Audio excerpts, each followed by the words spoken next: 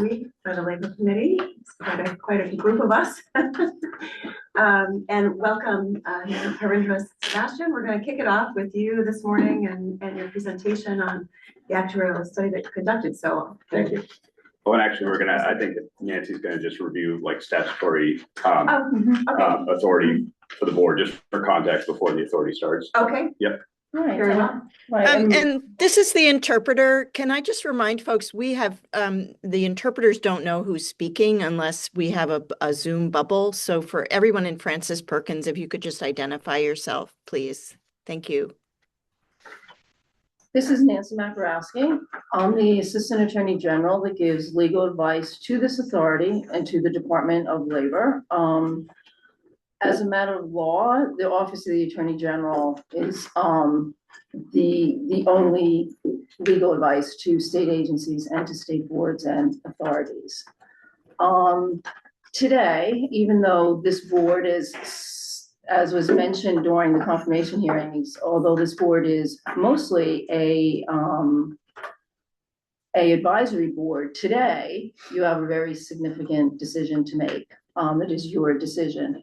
So under the PFML law, under section 850P, it says the administrator shall begin processing claims on May 1st, 2026, except that by February 1st, the authority shall conduct an actuarial study to ensure the solvency of the fund in order to begin processing claims on May 1st. If additional contributions are required based on the results of the actuarial study, the authority, through a majority, may require a one-time suspension of claim payments of no longer than 3 months. So basically, to rephrase that in English, benefits begin May 1st unless the authority, a majority of the authority votes to delay. And although May 1st is a default, for the sake of clarity, if the board feels that claims should start on May 1st, an affirmative vote on that would be helpful. And I also want to remind the authority, the chair, Maria Fox, had sent out to the authority the part of the statute that deals with the authority's duties. And the first two duties are your fiduciary duties, and you have a fiduciary duty to the solvency of the program of the state plan. So with that, Linda. Okay, so Harindra Sebastian. So my name is Harindra Sebastian.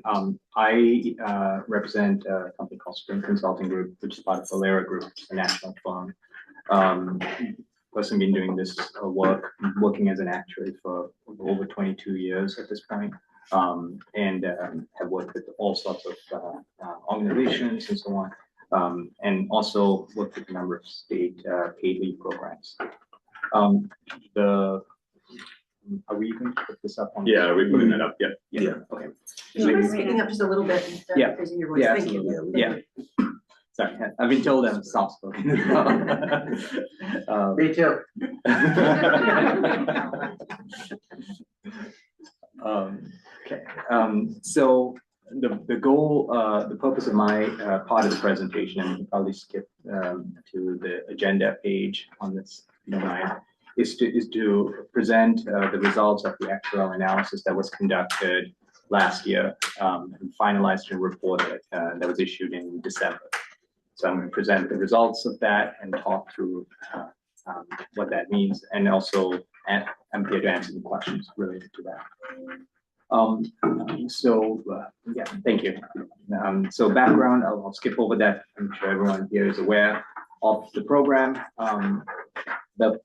As I mentioned, the purpose is to look at the financial projections that we developed, working with the team here, assess the adequacy of the fund balance to meet its claims and expense obligations, and also provide any analysis and to support the decision around commencing benefit payments on May 1st.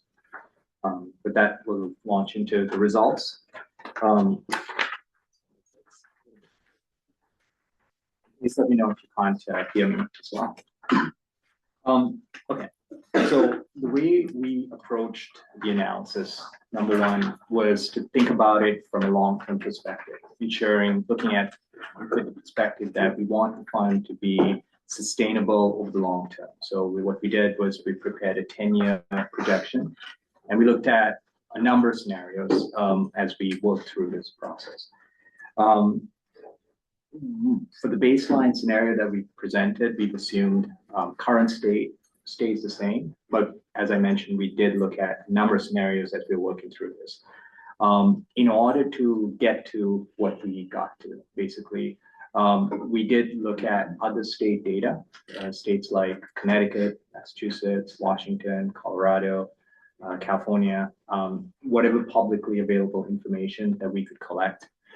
We also looked at the population, the demographics, the population in Maine relative to those populations to make adjustments, also looking at program differences as well. Now, the reality of it is actual experience, until you start paying claims and seeing that actual experience come through, it's purely an estimate, and that's why we look at scenarios and all of those things. And as we get more data specific to the state of Maine with claims in particular, we continue to update those projections and those forecasts and continue to refine those numbers. Okay. There's also this kind of factor that at the outset of the program, you may have a little bit of pent-up demand. That was one of the questions that came up.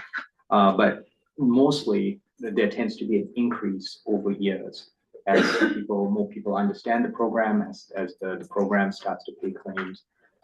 So we've kind of factored that into the analysis as well. Okay. And then the other part of this related to sustainability is, of course, that you want to kind of, what I would say, weather the storms, if you will. As you know, as you've seen over the last decades, I guess, there are a number of things that could impact the program like this, that pays claims when there is people have babies, people are sick, people that help support their families and so on. Having some funds in reserve can help with that. So as an example, if you do have employment levels decrease, you may have less premium coming in, but it could also be a scenario where there might be a greater likelihood of people wanting to make a claim. So what we call anti-selection or selection. So factors like that have been thought about and talked about that extensively as we looked at this program and prepared this analysis. There's a page in here around solvency. And we ended up selecting a couple of factors to address solvency, like to at least have some metrics around solvency of the program. So I'll talk a little bit about that when we get to that point as well. So with that, maybe we'll move to the summary of the results. So I'll talk about a baseline scenario first. Okay.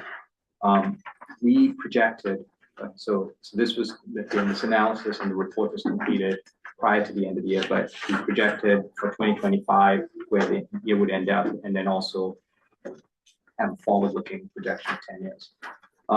We estimated in 2026 revenue of 195 million, and that would increase to 281 million. Expenses were estimated for 2026 at 118 million, so a shorter time period, but was projected to increase primarily claims to about 270 million in 2035. Overall, if you look at this kind of bar graph at the bottom of the page, you'll see that the baseline projection does show a revenue, so premiums collected, investment income being a little bit higher than claims and expenses over this time period. So the net fund balance is actually projected to increase over time. We have an estimated expected level of about 209 million as of December 31st. This is a net fund balance, net of any reserves, projected to increase to about 429 million in 2035. Alternate scenarios. So we did look at a ton of alternate scenarios along the way. For the purposes of this presentation and certainly our report, we looked at what if claims go up 5% or go down 5% to give you a sense of sensitivity. And of course, if you're looking at a greater proportion, at least you can extrapolate that to get a sense of what that might do to the numbers. Okay. Actual experience will be different from the baseline projection. It's an actual estimate. And one of the things with this is if you look at it in aggregate, look at it over the long term, and also consider continuing to update the numbers as you get more experience, like I mentioned earlier. So just a few comments on this. Okay with it, we'll move on to the next page. So the purpose here is to show you what would happen to the numbers if the claims went up or down 5%. We did look at, again, like I said, various scenarios, including scenarios like a pandemic or a recession and things like that in establishing the solvency. Certainly the purpose of this is just to give you a sense of sensitivity to the numbers, and then you can go from there. But as you can see here, overall, a 5% change can mean over a 10-year period, about 100 million change in the fund balance, plus or minus. So obviously lower claims means you have more funds, and higher claims means you have less funds at the end of this time period. Like I mentioned, Well, I'm sorry, Rick, just to make sure that the cadence is on, can you, I don't know if you want to let us know when to like switch to the next yes, slide? I'll let Okay, you. right. Thank you. Yeah, So we're on the right slot. okay.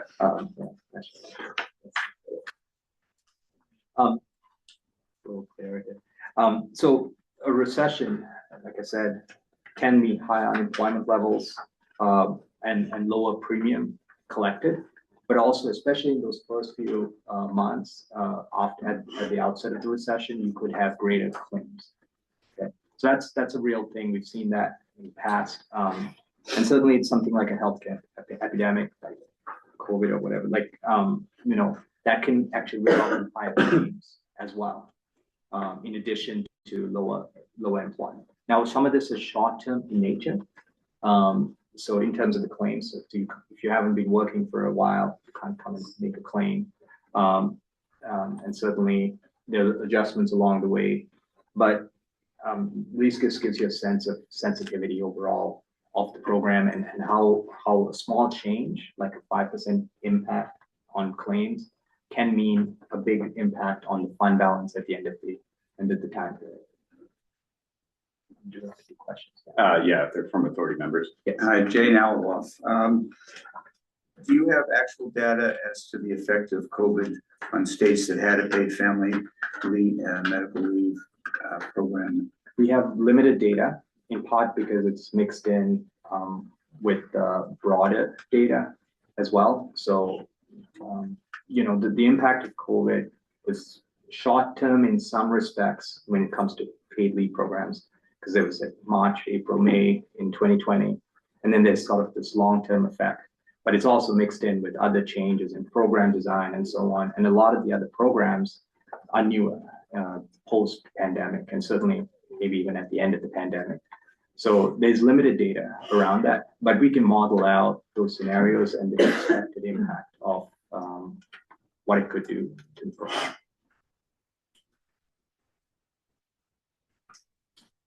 Sam Height, when you were talking with other states or looking at their data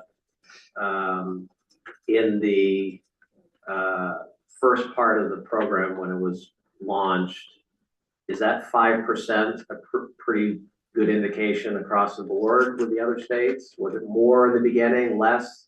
Was it more and then it petered out? Or what was the other states' experience with incident? Yeah, so it varies quite a bit.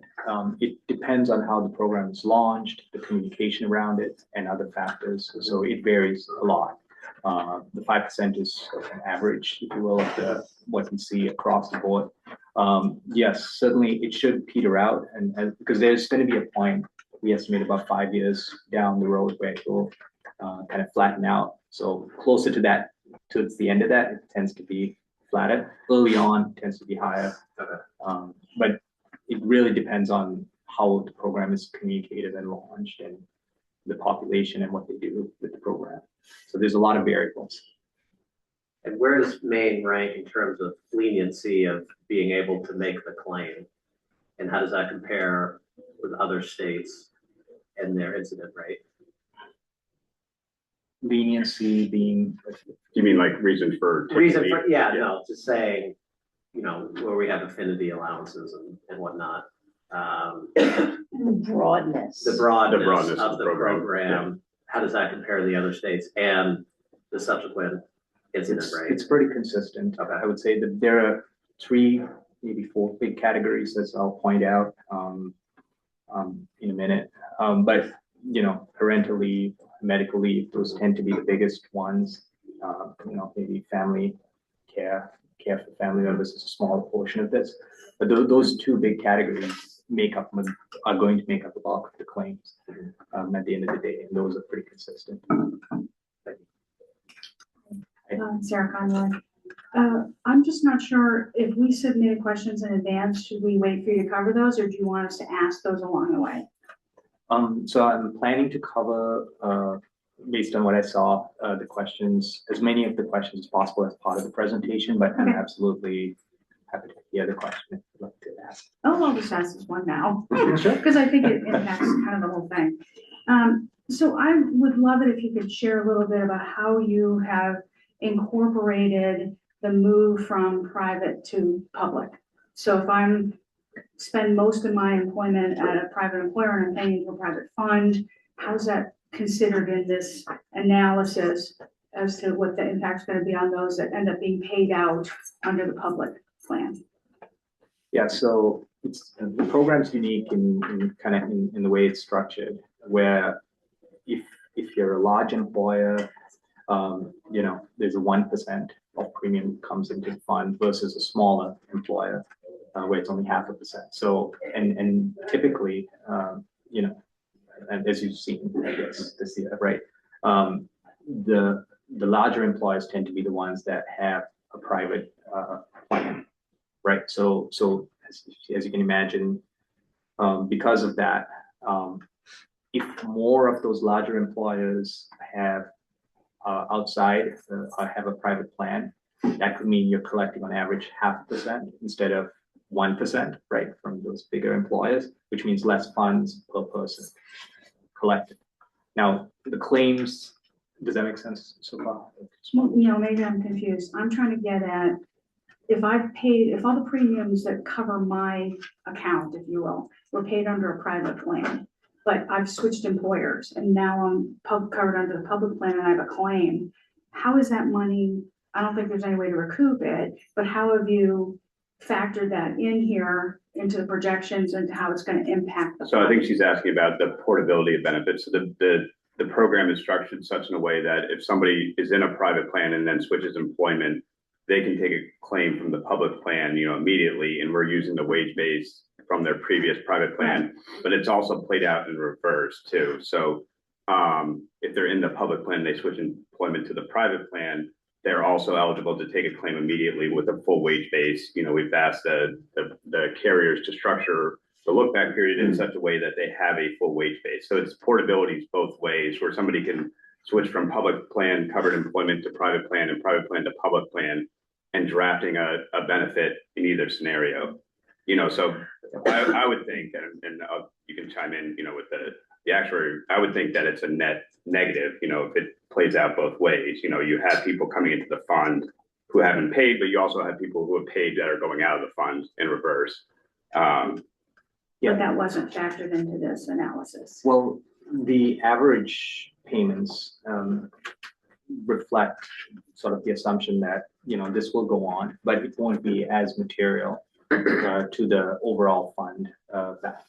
So we're kind of dealing with the large numbers, kind of the population and the total for the program. So it's assumed to be there, like Luke said, plus and minus, but it's not explicitly like a separate assumption. It won't be as, it's assumed to be not as material. Thank you, I appreciate it. Thanks for the translation. Yeah, you're welcome. No, thank you. I went down a Thanks. completely. maybe it's a good time to pause, see if there are any other questions. Well, and I know there was a lot of questions about claims assumptions, and Harinder will have a whole slide on claims assumptions, just to kind of preview. Yeah. Can I just clarify? This is Maria Fox. Jane Alaboff asked this question about the COVID, and I understood your response to be that you could model it out, but I guess my question is, did you? Is that something you did? Yeah, So we that's modeled out a whole number of scenarios, especially as it relates to working out what the solvency metrics would be. So we did talk about it as we had the discussions. We did look at, okay, what if it goes up and then it drops down? If we have both a reduction in premium and an increase in claims, what would that scenario look like? We did model those out as well in looking at this, and also in establishing the solvency metrics. Thank you. Bob has a question.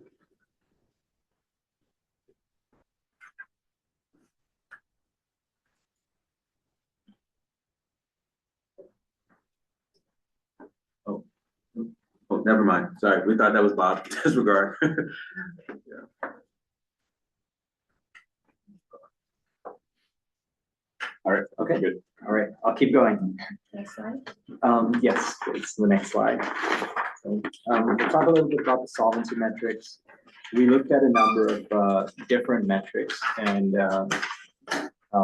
in part, the metrics intended to be simple to understand, easy to keep track of, but also intended to be at the right level quantity-wise that it makes sense for this program. Okay, and where we landed was two specific metrics. One, a comparison of premium relative to the net fund balance, and the second one was what we call the net length of the reserves. It's really a comparison of reserve relative to the claims. The first one, I guess, is a measure of looking at the adequacy of the premiums. The second side is a measure that's looking at the adequacy of the expense, effectively, or the reserve to cover the expense. Okay.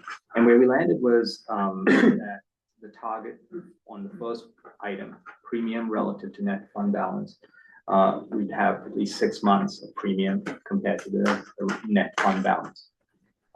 In this case, as of December 31st, 2025, the projection was that we would have 12 months worth. So in other words, greater than that target. The second metric was the length of reserves. So in comparison of claims and expenses relative to the net fund balance. And in this case, looks like the reserve or the net fund balance had 21 months relative to what was projected for the next 12 months, 2026. Okay. So the target was set at 12 months. The actual result worked out to be 21. So in other words, both metrics met the target. That was the fund balance, in part because we've been collecting significant amounts of contributions, premiums, and now it's just sitting there with all that money, is greater than the projected, than what's needed at the moment. And then we looked at that over the long term as well, but this is sort of where we landed with those solvency metrics. Okay. So could I ask a question? Is this appropriate at this point? So I look at length of reserves, and I'm a little concerned that we have a target of 12 months. If there's a recession or if claims jump, 12 months in my opinion, is a drop in the bucket. We're gonna quickly deplete reserves if those numbers jump. And trust me, I'm not an expert on this. It's just my gut is telling me that the reaction of the market to recover from a recession is far longer than the 12 months that we show. So I'd like you to comment on that. Yeah, David, this is Luke Money, and I can actually take that one because the target, we had a discussion at DLL internally about, what's an appropriate target. And Kim, if I'm correct, unemployment is 18 months. Mm-hmm. Yeah, so unemployment is 18 months. And I think our rationale is that PFML is a much shorter tail insurance coverage. And so 12 months, 18 months seems a bit long. And 12 months is, I think, baked into statute anyways. It talks about the I forget how they word it in statute off the top of my head, but they talk about the solvency being measured in the amount that can cover 12 months of benefits. So we're kind of mirroring the statute, using unemployment as a guidepost, 18 being a little bit long in our eyes for the type of coverage. And this is 12 months if revenue dropped off 100%. Yeah. Yes, which you would expect would not happen. This is not, revenue dropping by like 10%, because of market forces, whatever. This is if revenue completely stopped, we could pay out claims for a whole year.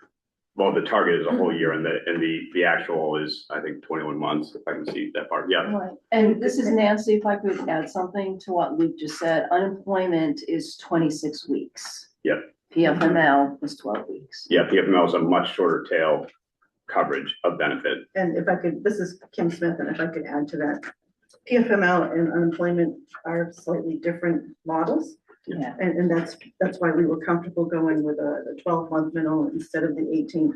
Unemployment, the fund has to grow and grow and grow. And then when the economy declines, revenue declines into the unemployment trust fund, but claims then go up. So they are getting further and further apart. With PFML, claims and revenue are largely going to stay on the same path because you have to be employed to take leave from work.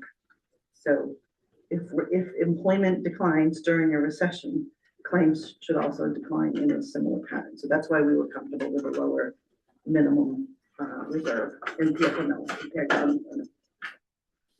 I think that's a very important point that you just mentioned. Thank you for that explanation. Aren't you, but when you go on a leave, you're not paying into the fund, so it's not exactly 1-for-1, right? Well, I think what Kim's saying is, this is Luke Monahan. If the unemployment rate is high, claim rate will be lower and revenue is lower for PFML. That's opposite with unemployment. If unemployment rate is higher, you're paying out more claims, but your revenue's down. So PFML, the claims and the revenue are going to be, kind of with each other. And it's a much shorter coverage of 12 weeks versus 26. No, I get all that. What I'm trying to get at is if you're on PFML, you're not also paying into PFML. Right. This is So Kim, it's and that slightly is different. correct. Well, we get it. It's not material.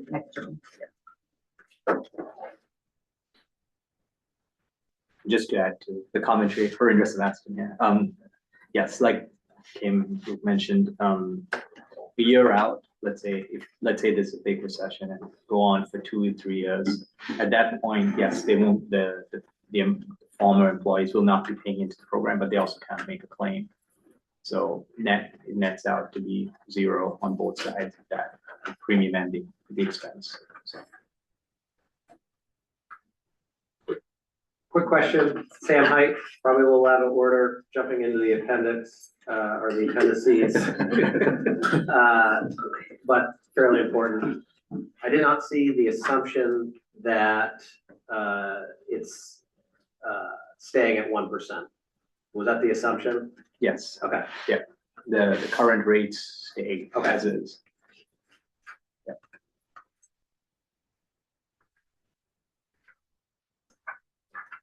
So this is a pretty important point in this discussion. So I just wanted to see if there are any other questions, maybe clarifications I can help. This is Maria Fox. This might be more of a question for Luke or Nancy. So let's say worst case scenario, we are, we're looking at sort of depletion of reserves or whatever. What is the authority's authority to act? And at what point do we have to go to the legislature? Yeah, well, so I would say the authority should always be looking at the fiduciary responsibilities to the fund and making recommendations. And if we're seeing that there's a net drain to the fund, there's 2 levers I think we can pull immediately without legislative kind of intervention. One is we raise premium rates after 2028. And 2, we can also drop benefit amounts with the max benefit amount. Those are both things that we can do, the department can do with the authority's recommendation without any legislative intervention. And then if we're looking at long-term solutions, if there's a net drain on the fund, you can also look at restructuring the program to some degree, whether that's removing the small business employer exemption, the 0.5, and having everybody pay 1%, or if you're restructuring the tier amount, there's several long-term solutions you can make to restructure the benefit structure of the program if you found that there would be a net drain to the fund in the long term. But we also have two immediate mechanisms that we can use at any time, not any time, but within a year. We can set the cap of the benefits lower, or we can raise premium rates. Thank you. I think Doug was first. Doug Cottonmore, just a couple of quick questions and points of clarification. In section 850F, where you talk about premiums and what the department has for authority to adjust premiums. Correct me if I'm misreading this. Doesn't start till 2028. Correct. Okay, and the second question is, you said something about with approval of the authority.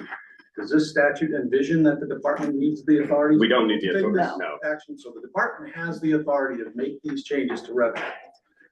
Correct. At their discretion, subject to the restrictions of what the benefits claims costs are, what administrative costs are, and what you have for reserves.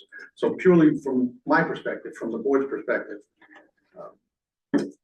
in terms of monitoring solvency, you have a great deal of flexibility, but it's restricted, right? It's not carte blanche, but you have a great deal of authority to change and keep the fund solvent. Yep.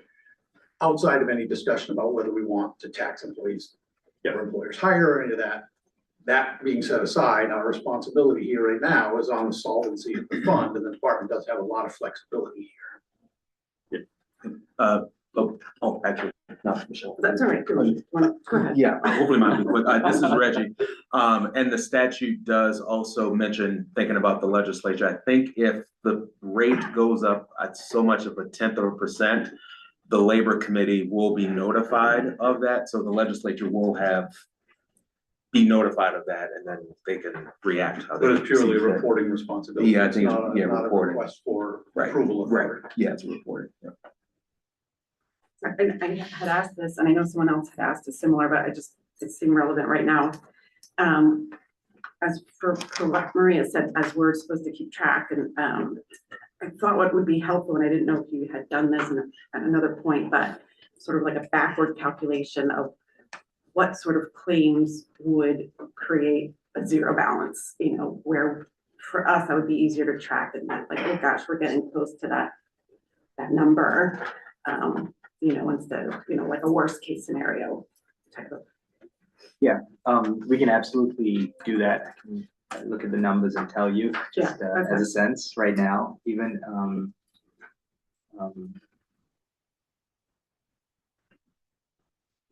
Yeah, I think when we get to that chart, because that one's coming, right? Okay, Yeah, that's Yeah, fine. next page. it is. I think it's easier to visualize if you can see the chart. Totally fine, throw it out. Yeah. Just a quick question. All your modeling takes into account the entire program, right? So even the individual accounts, Yeah. like Yeah, non-employer based? everyone, yeah. Okay, thank you. This is Kim. I'm actually not sure what that means, the individual Meaning accounts. like if you're, Self-employed. self-employed, Oh, and you choose oh, to have a coverage or you have multiple coverages, just want to make sure everything's accounted for. Gotcha. Thank you. That's a good question. If I can I want to clarify as well, Doug Cottonmore. Again, I've been assuming all along that your projections of revenues received and your projections of benefits expense is completely agnostic as to type of employee or type of employer, right? This is the total amount of revenue you project that this fund is going to bring in, regardless of where it's coming from, and the total amount of benefits expense, regardless of whether you just came into the program or you've been in the program for 5 years or 20 years. It's agnostic as to whether, as long as you're a public plan member, Yeah, as long as agnostic you're as to when you eligible come for in and that. out and how much you've ever paid in. Yes, correct, yeah. And now 2 questions. Sam, how often will we be seeing solvency reports, and how often are we getting updated actuarial reports? Once a year? Annually, yeah, and actually I gotta talk to Harindra, because they're due in the contract every July. Okay, And I think the first one for next year, I was gonna ask Harindra if he's open to it, to actually do the next report in the fall, so we have a little bit more actual claims data, but it'll be every July thereafter. right. But in terms of solvency, a quarterly, this was in, out claim. percentages, we'll get that from DOL. Yeah, Just, yeah, no, we'll have an annual actuary report completed by Harindra every year. But, and oh, sorry, go ahead. next question, 33% opt-out rate from the beginning. Is that, looking at other states or looking at companies as a whole, obviously certain industries probably have greater claim rates than other industries. Was that taken into account, saying these 33% that opted out, this is a high claim industry or a lower claim industry, or is it a wash? Yeah, no, it was looked at Okay. as well. Yeah, yeah. And certainly we also now, several quarters out, also Right. have from the revenue side, have more data around that. Okay. As well, so the claim side and the revenue side. This is Maria Fox. So will we be getting, in addition to the annual actuarial report, will we be getting quarterly reports from the Department of Labor? For like claims, Claims, revenue, we certainly can. Yeah, we'll have claims data access in real time from AFLAC, and then our FAST system, we have so much reporting capability. We can pull data real time. We can pull it ad hoc. You know, we can monitor funds daily. Okay.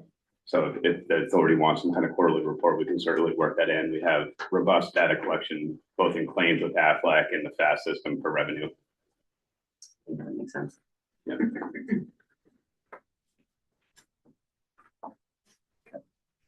All right, I'll keep charging ahead. So the next page provides the detail, at least a summary of the results, the numeric form, and I showed some graphical numbers earlier as well. But just to time, so you can visualize it, we showed all the way from 2025 to 2035. I'll just reiterate, you know, when it comes to solvency and thinking about it, it's always a good idea to look, in my mind, look at it a bit more long term, think about it at least over a 10-year period, which is why we opted to do it this way.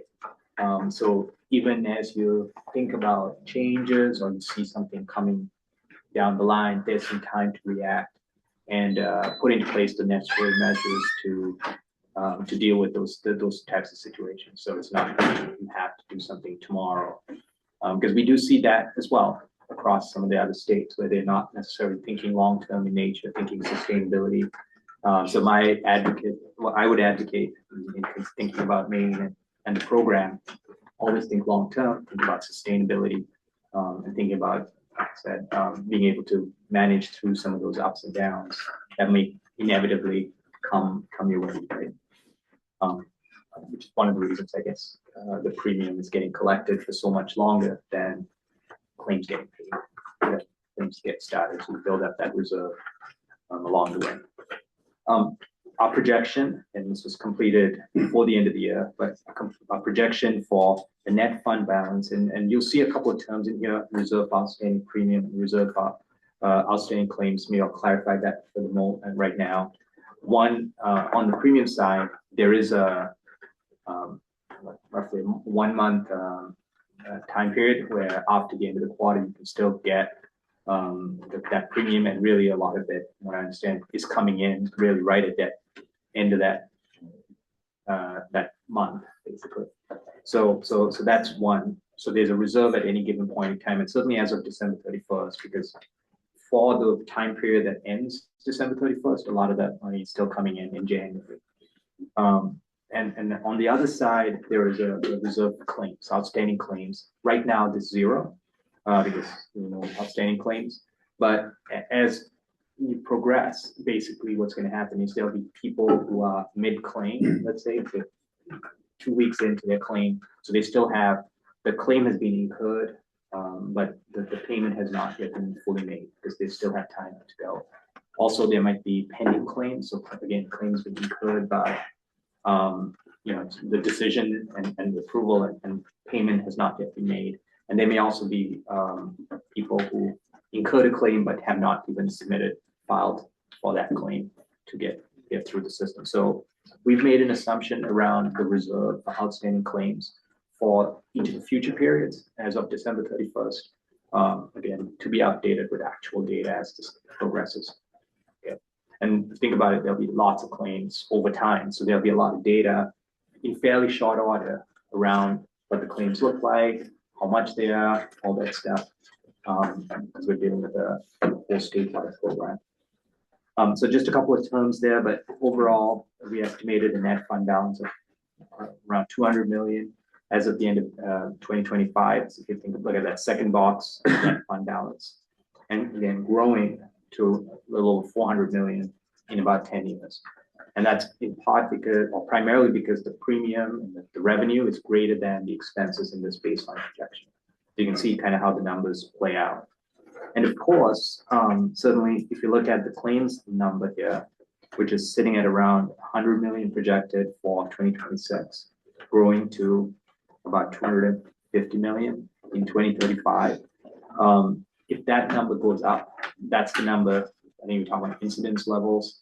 You can kind of directly correlate to that. So if incidence rate doubles, these numbers would all double and it would draw down the fund. The net difference here, so if you look at the net income line here, that's in 2026 estimated to be about $76 million. And then after that, it's less, in part because you'll have a full year of claims instead of in 2026, what we've assumed is a May 1st start. So you have less claims in 2026, but then it grows. Other reasons it grows is salary scale. We've also projected changes in unemployment levels and things like that based on the information we received and the reporting. So that's all built into this, baked into these projections. In general, changes in unemployment is relatively small, but salary scale, I agree, sits at around 4%. And then also in terms of the investment income, there was a question around that. That is assumed to be 4% per year, based on a review of the state cash pool earnings from the Office of State Treasurer. So that's where that assumption came from. Okay. Can I ask a couple? Yeah, go ahead. Sam, was there any internal discussion on what the model looks like if the authority happened to say, okay, we don't want to turn on benefits in May, we want to do August, beyond the obvious that there's 3 more months of revenue? Is there any other changes, any other? No, I mean, we just made the assumption it was turning on in May and off we go. Yeah, I mean, it's only 3 months, so you can see the numbers pretty clearly here, right, based on the premium and the claims. So it'd be a little bit of a difference in the bigger scheme of the numbers here that are presented. It's a relatively small impact, as you can imagine. I just didn't know if seasonality played into effect when you talk to other states and when the claims come in. You know, I kind of like June myself. I might take a few weeks off, rather than September, but I didn't know if that was any part of the discussion, the seasonality of the claims and when it turns on. So obviously year 2, I mean, it's a full year. But. Yeah. So less around the claim side, more on the premium side, I think in this case, when we looked at seasonality, in part because of some of these factors that drive claims are not expected to vary that much based on June versus May. You know, people getting sick, people having children and things like that. But we did look at seasonality from a premium standpoint because there is pretty sizable seasonality factor depending on which month we look at. So that was factored in because we did look at, quarterly premium collected and made the appropriate adjustment for seasonality to make sure we're looking at it on an annual basis. So what's collected over a year. So just to make sure we get the right number there. Thank you.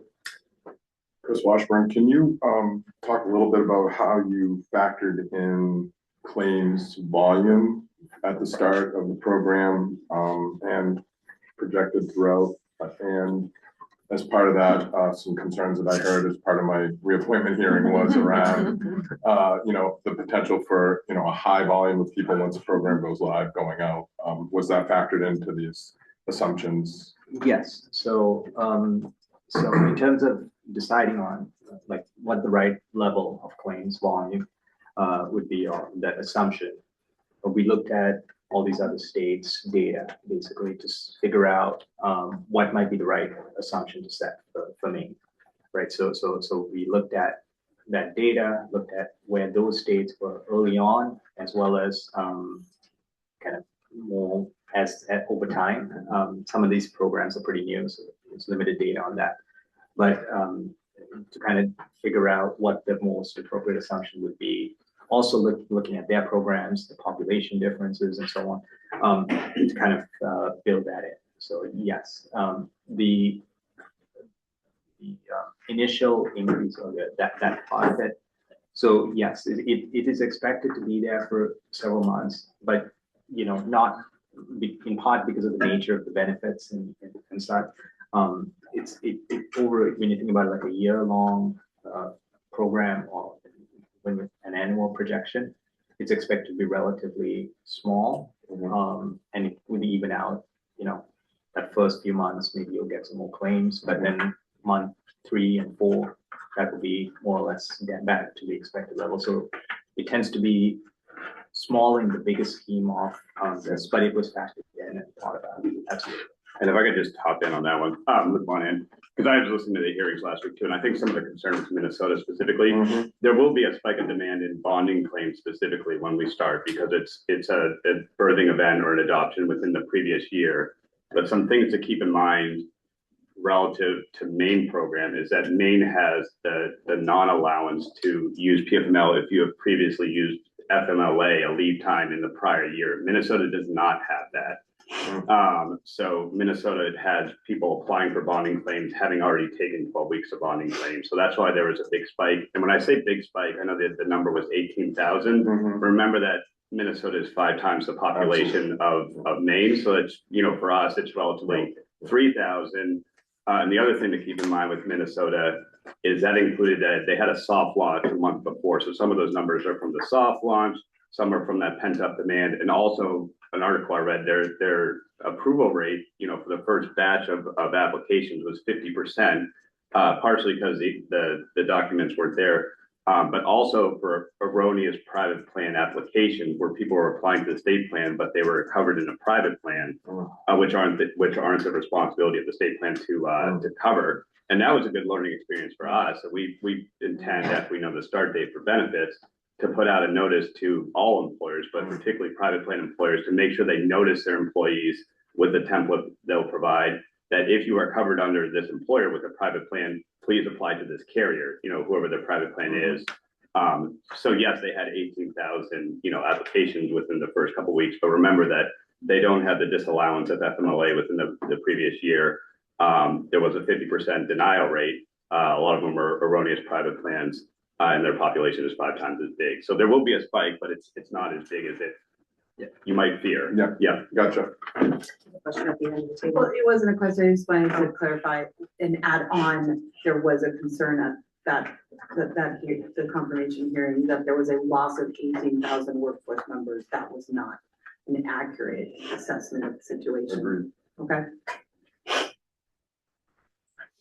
I'm just curious, I appreciate that you used other states, but I'm just wondering if we factor in the fact that our first year might be a little more based on the fact that now it's not a brand new thing and there are countless other states that have done that. So our employees might be more informed about it. Yes, so we built in a little bit of extra cushion in the assumption for that type of thing. But the reality is, until you get that experience, we won't know for certain where it will land. And that's in part why we're looking at the sensitivity scenarios as well. But yeah, absolutely, I mean, it's a possibility. And one of the biggest things I would advocate for, in addition to my whole thing about sustainability long term, is also just continue to monitor the program and actually looking at actual data and adjusting the projections as you get that data. So you don't have big swings in the projections. It's more gradual as that data comes in, you reflect it, and so on an ongoing basis. That will be good for the program and good for the state. Who's handling the investment side? Oh, so I'm glad you asked that. So we do, the Department of Labor and, this authority does not handle the investment at all. All funds, and including special funds that the PFML is is managed by the state treasurer. And so they're definitely making investment decisions, to maximize our returns, but it's not within our realm of control. It's completely managed by the state treasurer, and they do a great job. We're getting, I think, 4% a month investment returns. So we're making money off the money now. Yep. Thank you.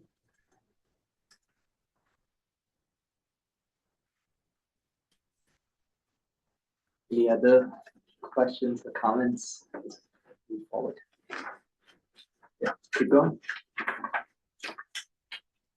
We provided this other page just to give you a look at feel for the fund growth.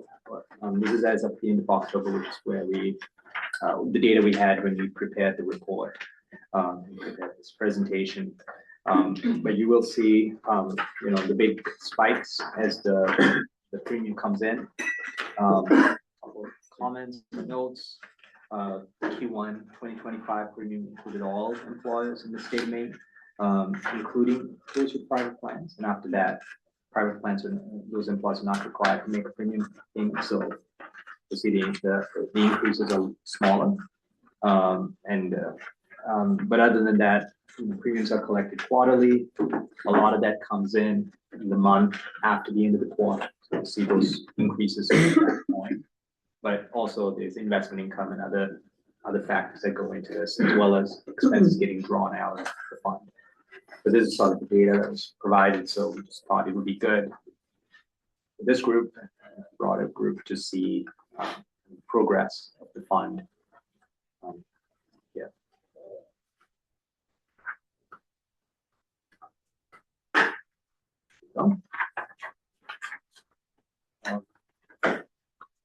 The next slide I have is a slide that shows, gives you a bit more insight into the claims projection.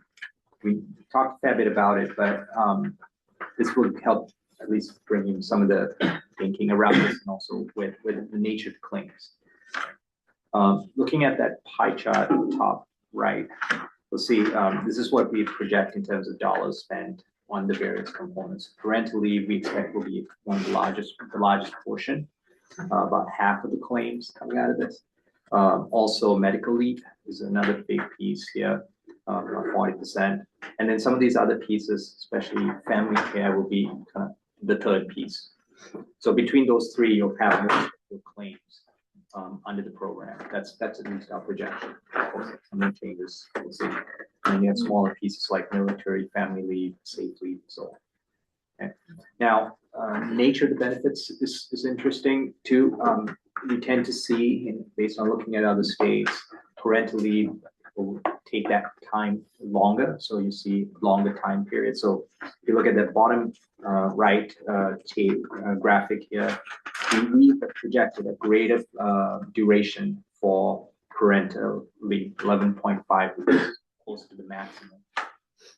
Whereas medical leave is projected at around 7 weeks, so lower relative to that. However, on the flip side, we do also tend to see higher income on average for people who are getting the medical leave. So the average weekly benefit can be higher, whereas parental leave can be a little bit lower based on, again, looking at other data. So that's kind of in part built into kind of the thinking there. I'll also point out, so looking at the incidence levels on the graphic on the bottom right left here, incidence levels actually projected to be a little bit higher for medical leave, and then a little bit lower for parental leave. But overall, because the duration is greater for parental leave, we estimate that the total paid claims will be greater. So just to give you a sense of what's going on with the dynamics of the claims. Any questions?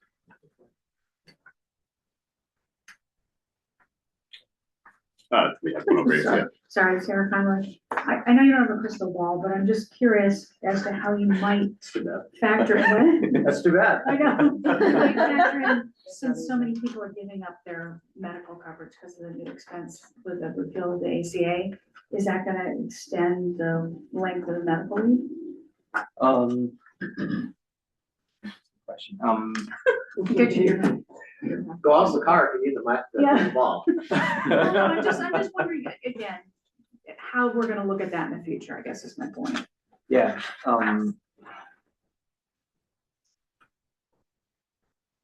Oh, good Lord, I've stumped the. Well, no, it's an I'm so interesting sorry. question because I mean, it's a crystal ball question, but I Yeah. think access to healthcare is also a impediment to getting medical leave claims because you need medical certification. But also lack of healthcare might increase medical events and decrease medical health in general. So I think it's a Ooh. great theory to test in the future, but I could see it being offsetting. yeah, some pluses and minuses certainly. It is a tough one because lack of healthcare, again, doesn't serve the people well if people that don't have health insurance. And then certainly being able to take medical leave is also impeded because of that. So they may have to choose to find employment somewhere else or figure that out. Yeah, so I guess there could be an impact. I just don't know exactly which direction it could go.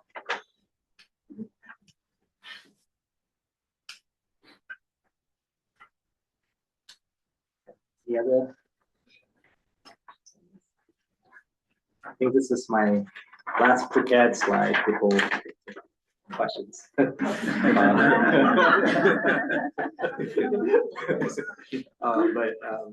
So I'm happy to please answer other questions as well. Anything else that needs to come up? This is really about, can you speak more to this issue of, I think you began to speak to it, of the, if the program were to, if there were more people opting out with private plans, how does that affect the fund, especially because there are some at 1%, some at 0.5%? Can you talk about that?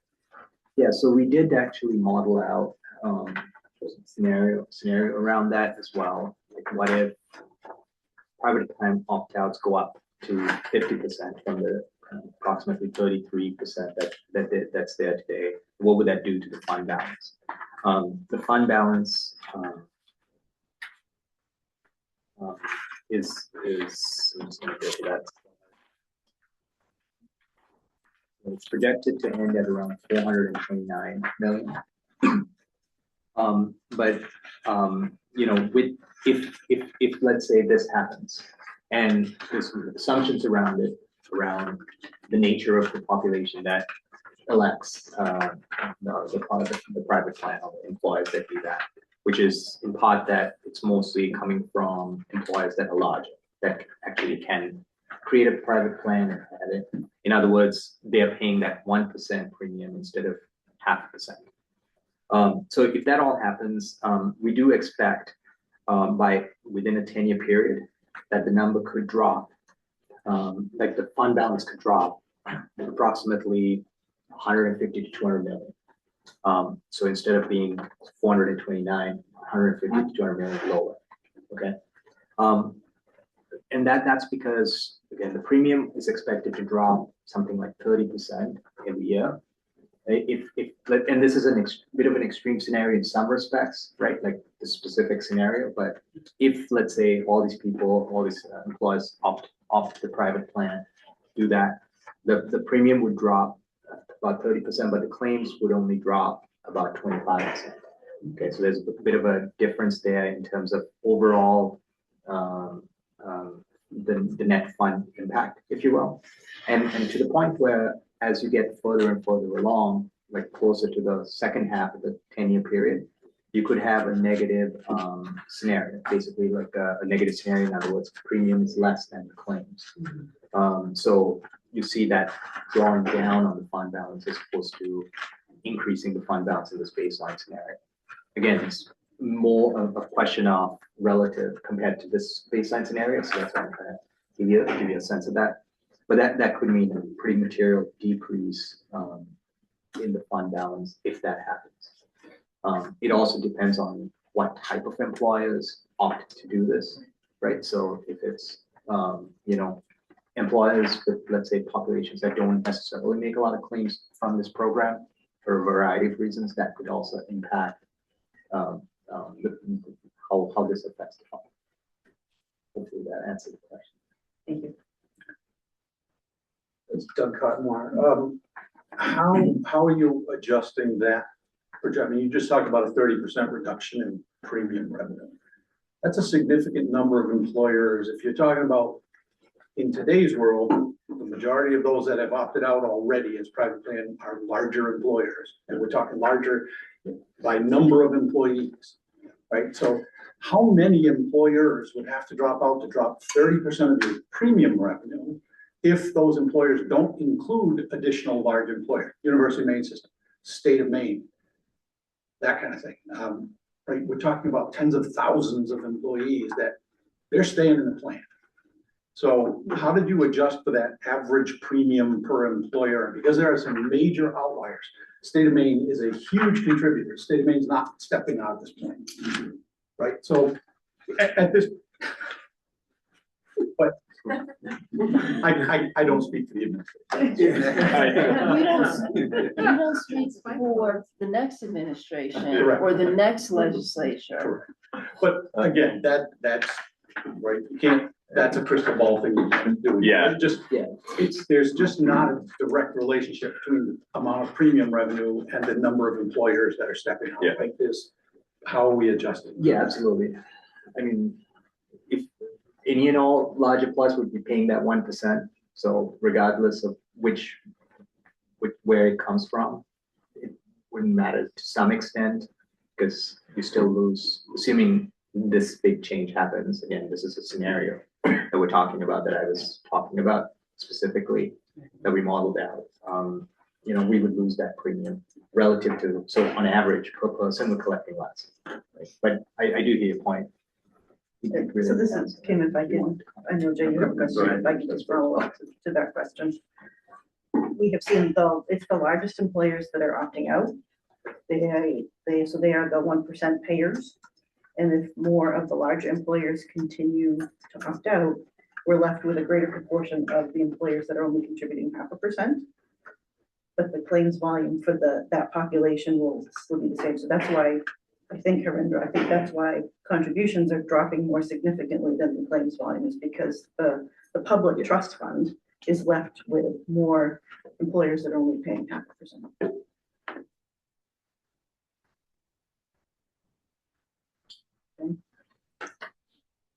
Jane Alboff. So on slide 7, the summary of results, the other expenses line in the income category, is that the overhead, program overhead?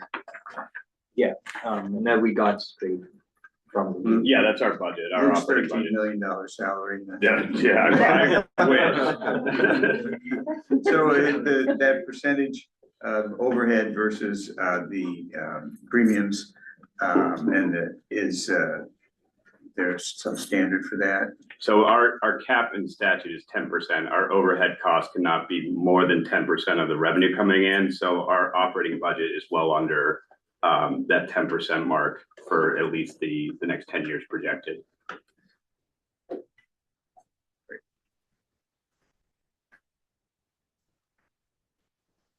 I guess the overarching question is, you know, if we're looking to do so well, why are other states that are, is there something obvious that they're doing wrong because they're not making it, you know, they're not solvent. So why would we assume that we would be and they're not? Or is there blatant errors, or are we just crossing our, I mean, I'm just trying to figure that part out, you know? So this is Luke Monahan. So there's only one other state that has one higher premium than us, two, with California. And California's benefits are super generous. I mean, 52 weeks for medical leave. So I think that a lot that you hear around that piece is people reacting to states raising premium rates, but they're raising premium rates from a rate that's much lower than us. Like Massachusetts last year, I know a lot of people kind of were like, what's happening in Massachusetts? You know, they had a premium rate adjustment from like 0.7 to 0.88. You know, we've started at a very conservative 1%. And that's why I think our revenue looks so strong, is that, you know, this report might support a dropping of the premium in future years. However, that being said, you know, I think it's good to steady the course, because the other state that people are really reacting to is Washington. Right. And that's the one that is above 1% right now. It's 1.2.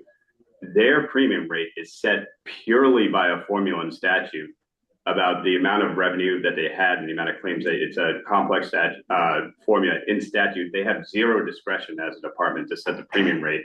So what you see in Washington is a ping-ponging of the premium rate up and down per year as it's readjusted every year based on like actual revenue and actual claims, which, vary. The benefit of projecting out 10 years and discretionarily dropping or raising the premium rate is that we can kind of protect against those natural drops and valleys and peaks of both revenue or claims by keeping a rational premium rate that's going to cover those ups and downs. Washington has to react because it's based on a formula to those, those year to year like pandemic hits. So, now they're going to jack the rate the next year, or like unemployment goes way up.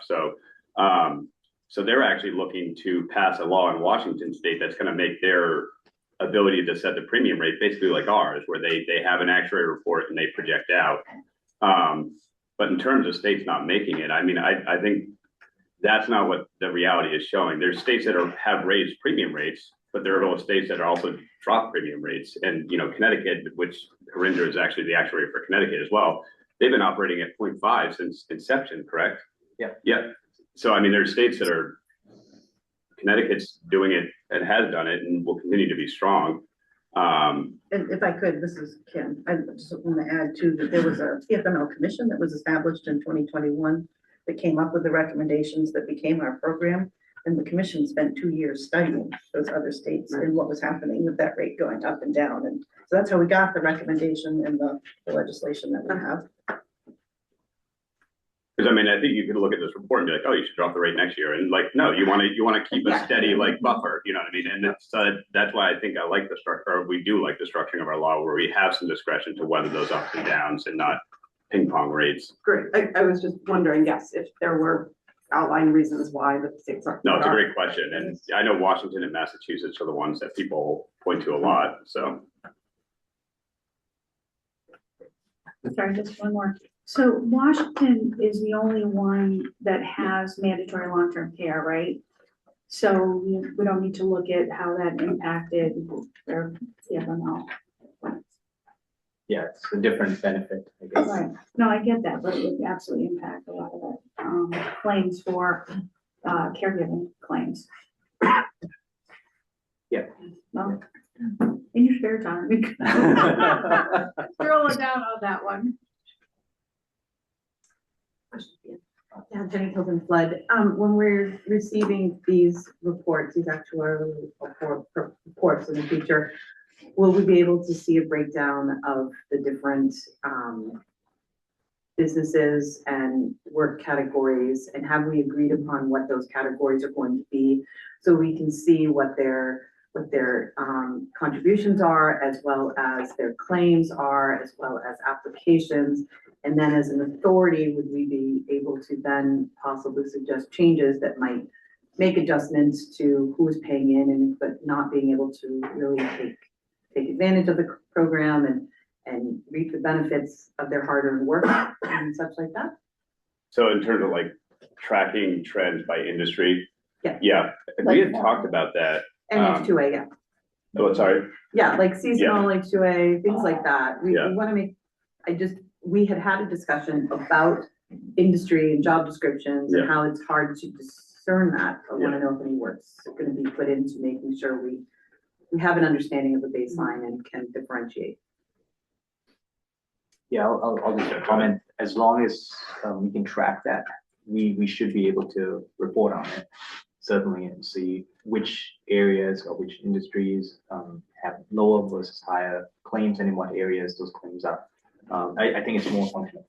Can it be tracked, and is the mechanism in there? Yeah, and I think that's the tricky piece that we can certainly look at. Is we don't, when we were creating the FAST system, we kept it very streamlined. We didn't want to overburden the employers. So in terms of like demographics they put in on their business, it's name, FEIN, business address, but we're not asking industry. Well, and also they may represent several industries within one company, so maybe on the application side for claims. And I know with Aflac we had some talks, but like we also don't track industry type. That being said, just off the top of my head, I think there's opportunity to work with CWRI, which is the Center for Workforce Research and I always forget the innovation. Yes, thank you. Information. Because they have robust data tracking by unemployment rate by industry type. And I think the opportunity would be to track it by FEIN. We have the same database. So like we can match in the FAST system or the AFLAC system, FEIN, to their database that matches that FEN to a type of industry. So I think it's certainly possible. It's something we can explore. Okay. And this is Kim, so Jenny's, but specifically, we cannot track H2A. We know how many applications we receive, but we do not know how many are actually filled. And when the wages are reported on a quarterly basis, we don't know which workers are on a visa.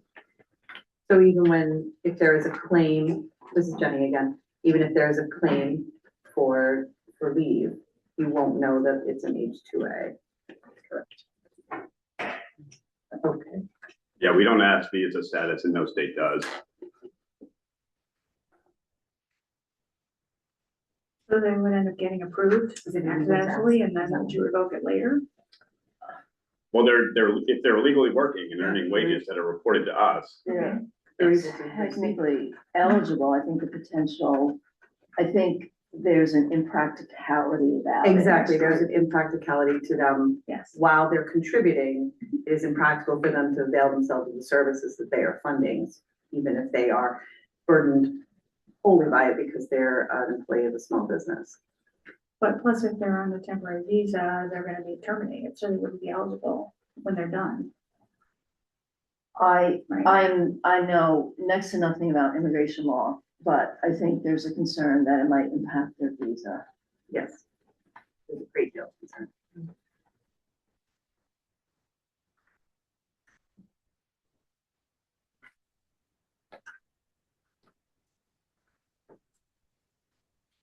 I have another question, Maria Fox. On the 10-year projection, are you assuming the maximum benefit amount, like that it's remained static from where it is now? All the way to 10 years, and so no up or down, or what is the assumption there? We're assuming it goes up with salary increases. So yeah, it's assumed to be increasing. To be increasing. So yeah, and kind of the mechanics of it is that we're projecting like an average benefit amount that's assumed to increase over time. I guess I mean the maximum amount from the state, authorized by the state. There's a capped amount, so even if you have a higher salary, people will cap out. Average weekly wage. But the capped amount rises with wages because it's the state average weekly wage that is set by the average weekly wage. It's adjusted every year. It's adjusted and it has gone up historically almost every year. I mean, I'm sure it goes down in terrible recessions, but right. it continues to go up with wages. It follows the wage trends, obviously. Yeah. Okay, so that was basically the assumption, is that it would.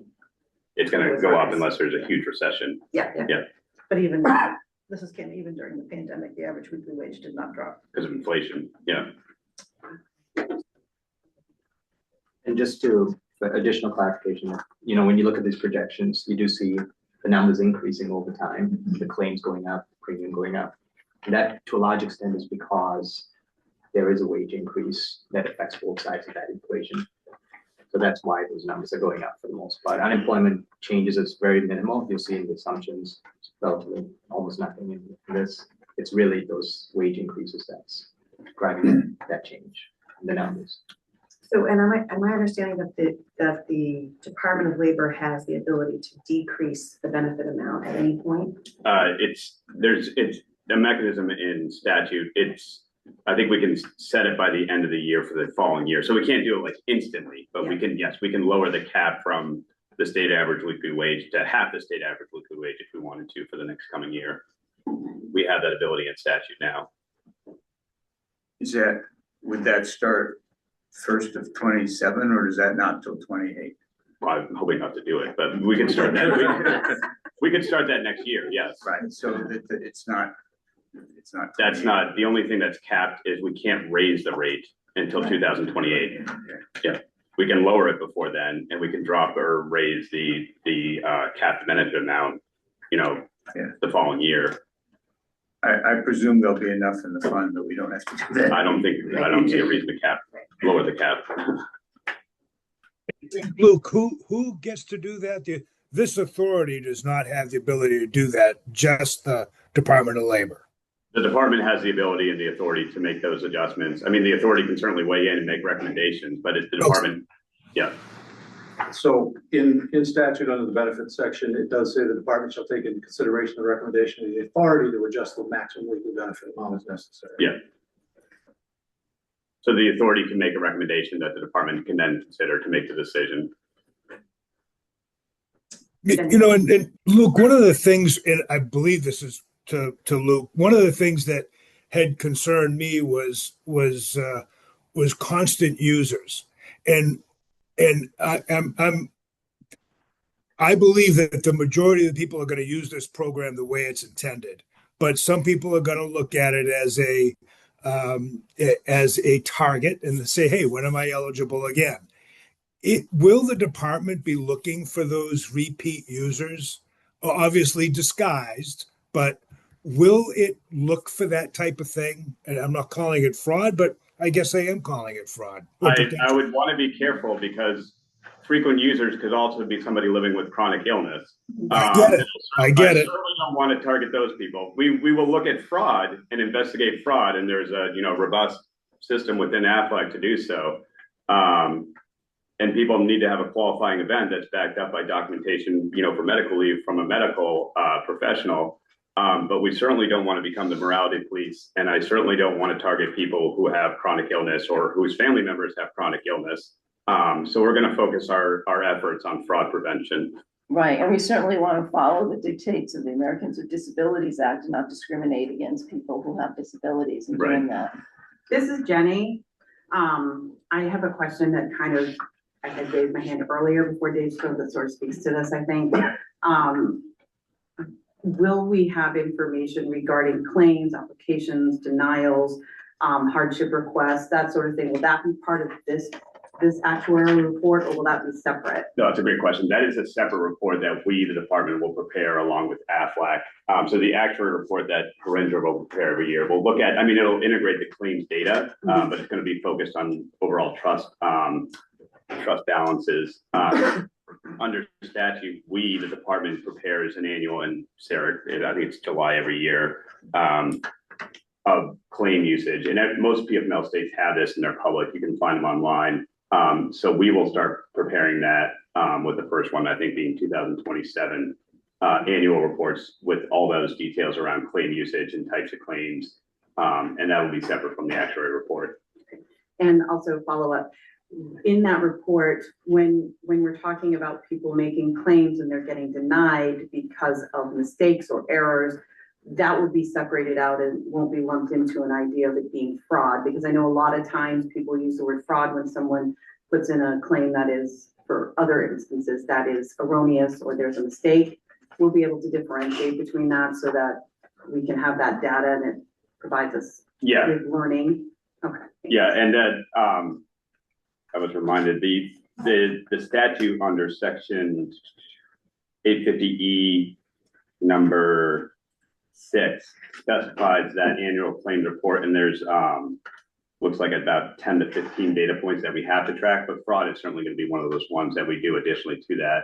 And when I say fraud, we're going to be, what's an overpayment versus what's, actual claim fraud and what's actual organized crime, identity theft. Right, and will also hardship claims by employers be listed? Undue hardship, yeah, we do want to track undue hardship. Because there can be fraud in that, correct? From the employer? Yeah. Yeah, no, we'll certainly track approval denial rates, overturn rates with appeals. Great, thank you. Oh, and this is Reggie, in the rules, it does say that the department may also conduct random audits and reviews of submitted claims, so it's built into our regulations. Yeah. Related question for the department or the PFML folks.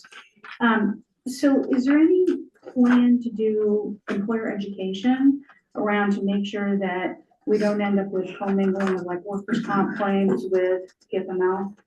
Or, I just don't know, it's just brand new. When I think about administrators or small employers that don't really even have HR professionals on staff, how we make sure that that goes in the right bucket and we're following the right rules and everybody understands the difference.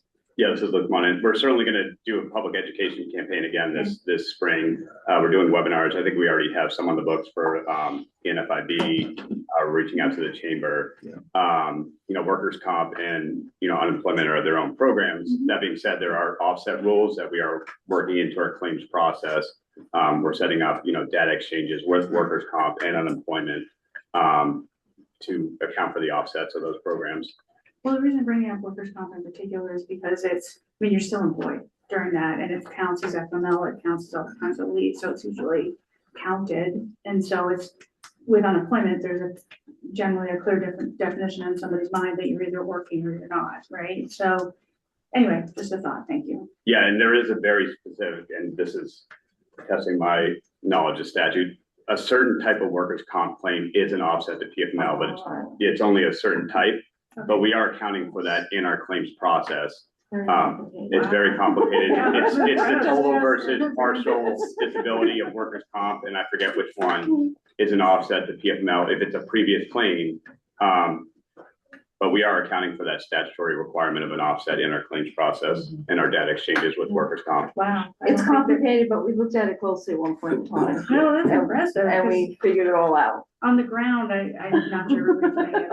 No, we're making sure that we have data exchanges set up, and we do now with workers' comp and state unemployment, because those are offsets that interact with our statute. But again, I was really just thinking more of employer education. Yes, So we will you don't absolutely be doing apply that this the wrong spring. Bucket or Yep. commingle, or people get double paid or whatever that looks like. Okay. Thank you.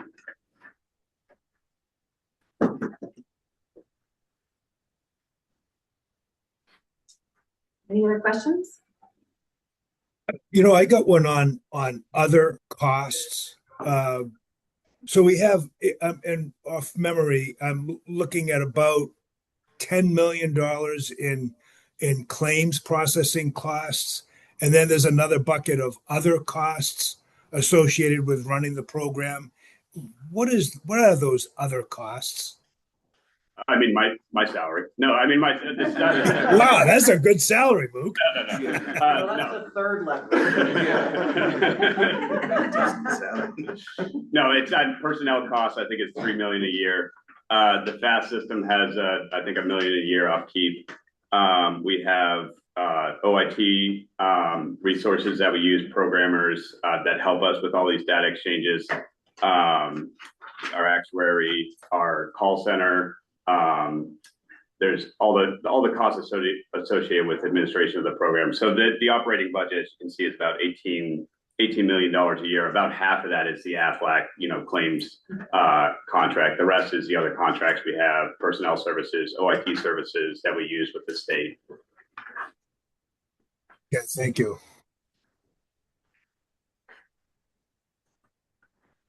Anything else? Any other questions? Okay, well, thank you very much, Rinder. We really appreciate your work and your time with us today. Thank you. Thank you. We're going to take a 10-minute break and then resume.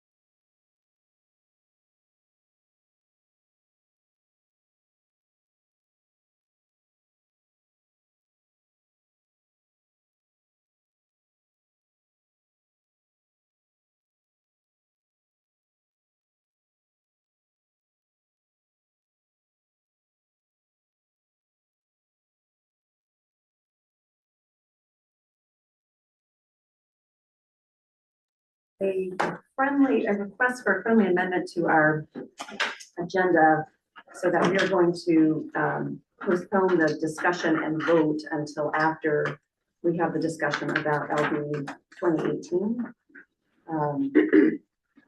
So we're going to move to item 4 on the agenda right now to see if we can get a motion to adopt the meeting minutes for November 4th, 2025. Second. All in favor? Jenny did. Jenny, thank you. Sorry. I'm sorry. Any Hi, opposed? folks, this is one of the interpreters. I am not getting sound right now. I don't just want to test it. Is it just me or I'm hearing fine remotely. David's getting sound? All right, Elaine, can you come on and I'll adjust mine? Thanks. Okay, we'll stand by for a moment. Yeah, good. I think that's good. We can't hear Elaine. Oh, Elaine, Can't hear. yeah, we can't hear you. She can hear She us. can hear us. Okay, good. Okay. All right, we're good. All right, so on to the discussion about LD 2018. And preface this by, I did circulate an email to the authority, but the reason for putting this on the agenda is obviously it's a piece of legislation that affects the program. It was something that was submitted by the Department of Labor. We have had some meetings where there has been some discussion about the issue, because that issue is also the subject of pending litigation. And so we understand that the Department of Labor can't speak to pending litigation. My thought was that because this is a legislation that would affect the program, that it's important for the authority to at least decide whether and how we might want to weigh in and understand policy ramifications, whether the legislation passes or it doesn't. And part of that may be, process discussion, including whether and how to get the authority members more information. We, as you noted from some of the materials we've received from people, members of the community, we're receiving, some information that we got from meetings with the Department of Labor. We're receiving other information from some members of the public who are, I believe, involved with the litigation. So how do we as an authority inform ourselves and have an informed discussion to weigh in? So that's just an introduction to the reason that I thought it would be important to put it on the agenda. I do think there's a work session that was scheduled for next week, the 27th, right? At 1 p.m. Public hearing. The public hearing, excuse me. So that's what I know. So let me just open it up to the floor. Yes. Okay. Sure. Could you give background on the legislation? Let's Could you let, give background? let's let Jay speak first, okay? David, hang on. Sure, Jane Alboff. Yeah, that's basically what I was going to ask for, was a description of the issue, that is how do these small employers band together? I don't think that would require you not speaking. I mean, what is the mechanism that happens, and what might be the financial impact on the program? Okay, and if I could, this is Nancy, if I could, not speaking about the legislation, but I am the lawyer who gives advice to the authority. So I do want to say a few things, because I think that I want you to be cognizant of statutory authority and what the statute says about things. This is separate and apart from the litigation. Maria had sent around what your duties are. Your duties are to, advise on legislation. Your primary duties are fiduciary duties to plan. So everything that you do, including all your advisory duties, sort of your primary duties that lay over all that, or your fiduciary duties to the plan. And I note that the PFML director in the PFML program also has a fiduciary duty to the plan. This is not our first piece of litigation. We had an issue before, and we had a decision by the state Supreme Court, and the state Supreme Court pointed out that the PFML program has a fiduciary duty. And in the materials that Maria had sent around, there's a letter from an attorney that raises an issue as to Luke's expertise. As a matter of law, the Department of Labor runs this program. And based on the statute, based on deference that the law court gave to decisions that the PFML program made, Luke does have expertise as to what he had said that someone disagreed with. And I reviewed the tape of exactly what he said, and it was very much within his expertise and his obligation to ensure that the state fund is fiscally sound. And he also spoke about administrative impact. And I think the person who's running administration knows the administrative impact. I also want to note that the attorney who wrote that letter is representing the plaintiffs in the lawsuit against the department. Also, to remind folks, because I had to go back and be reminded of this, so maybe you all do. You had a meeting in early September. You have these annual meetings where you take public comment, you tell people in advance, we're going to take public comment, and there was always public comment. The attorney wrote the letter, was one of the people who spoke at that meeting. At the end of that meeting, and this is from the approved minutes, so I'm going to quote this. The minutes say, the authority members reached a consensus not to put forward legislation this session. Instead, members agreed to give the program an opportunity for the program to be fully implemented, gather data, and reassess at a later time.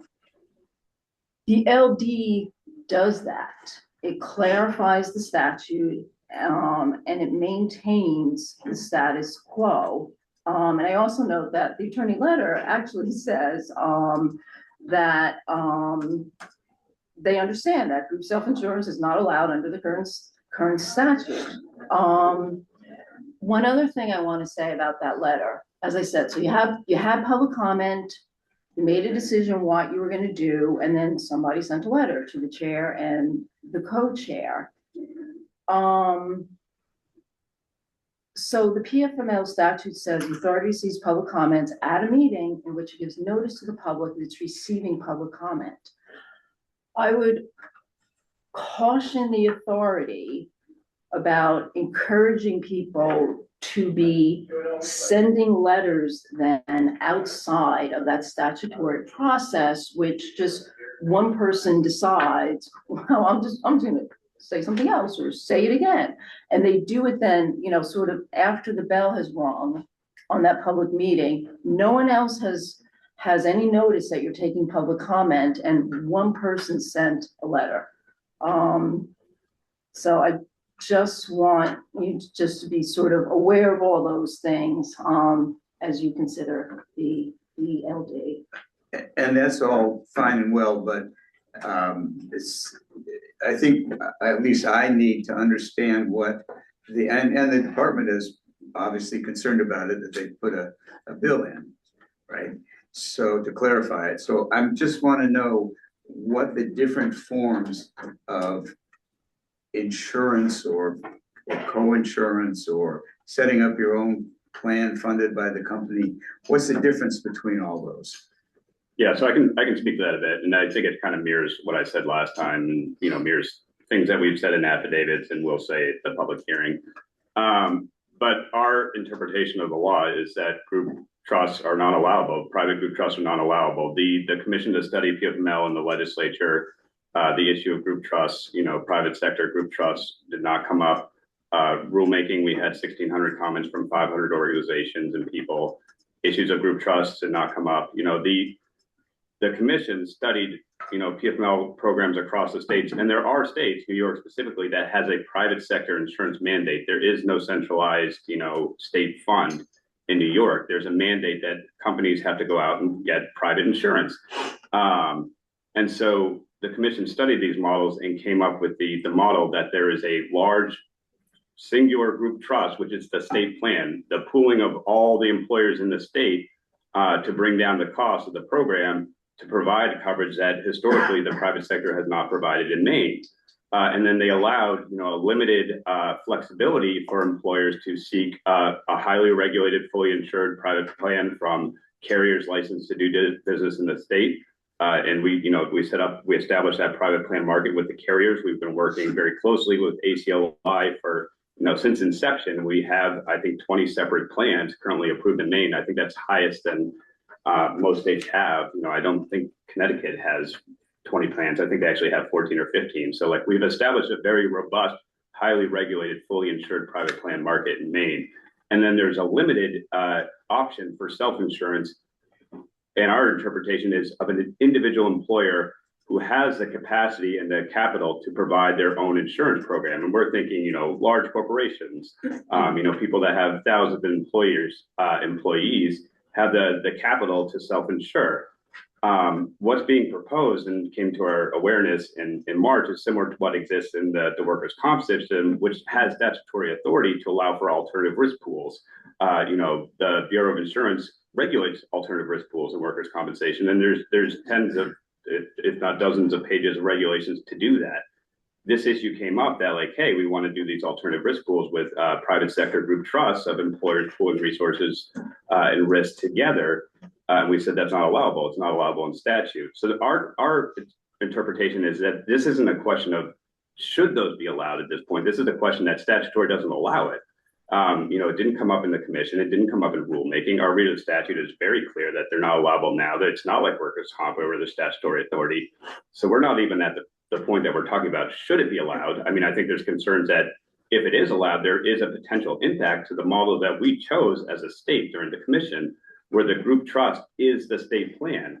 And to Harinder's point, if we see a drastic increase in the private plan opt-out rate, the Maine program is unique in that we have the small business exemption, which I think, the commission and, the legislature wanted to honor, is that we want to provide this benefit to small businesses to not have the employer match. A function of that, though, is if you have all the employers that are paying 1% going with a private sector plan, you're leaving a higher proportion of employers and primarily just employees who are paying that portion of the 0.5% in the state plan, which is going to have a potential negative detriment to the fund, which might put at risk that small business exemption. So the danger here is that if we allow too much flexibility in the private market, to unregulated flexibility at this point, to bring down costs and define things that are riskier and less costly to the detriment of the state plan, we're putting the potential risk of small businesses and the employees in small businesses to pick up that cost. So if I could just add to that, okay, this is Kim. The primary difference between I see a workers' comp and PFML is PFML has a public social insurance trust fund. There is no similar thing for workers' comp. The state trust fund is intended to be the statewide fund that covers those small businesses that can't otherwise afford it.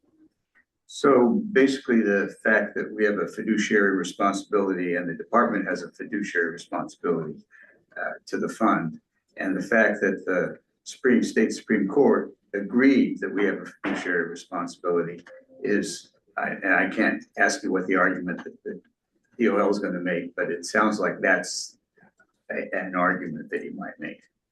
Yeah, I mean, our intention is to make sure the fund is available for all, right, ongoing, and with the current structuring of the statute, which is protecting small business interests.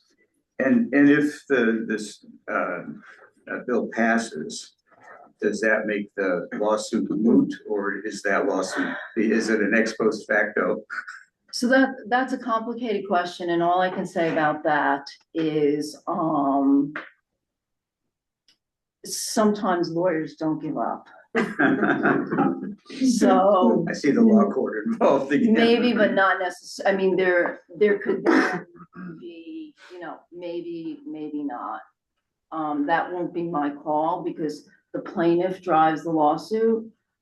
So I mean, the plaintiff might come up with something to still pursue. I can't speak for them. And I say that based on decades of legal experience of lawyers never give up. Billable hours, right? Yeah, I don't bill hours. I just do everything I need to do. So can I ask a clarifying question on trust versus insurance company? If those companies wanted to set up a true insurance company that could meet the goals of Aflac or whoever else is capable of doing a private one, could that proceed?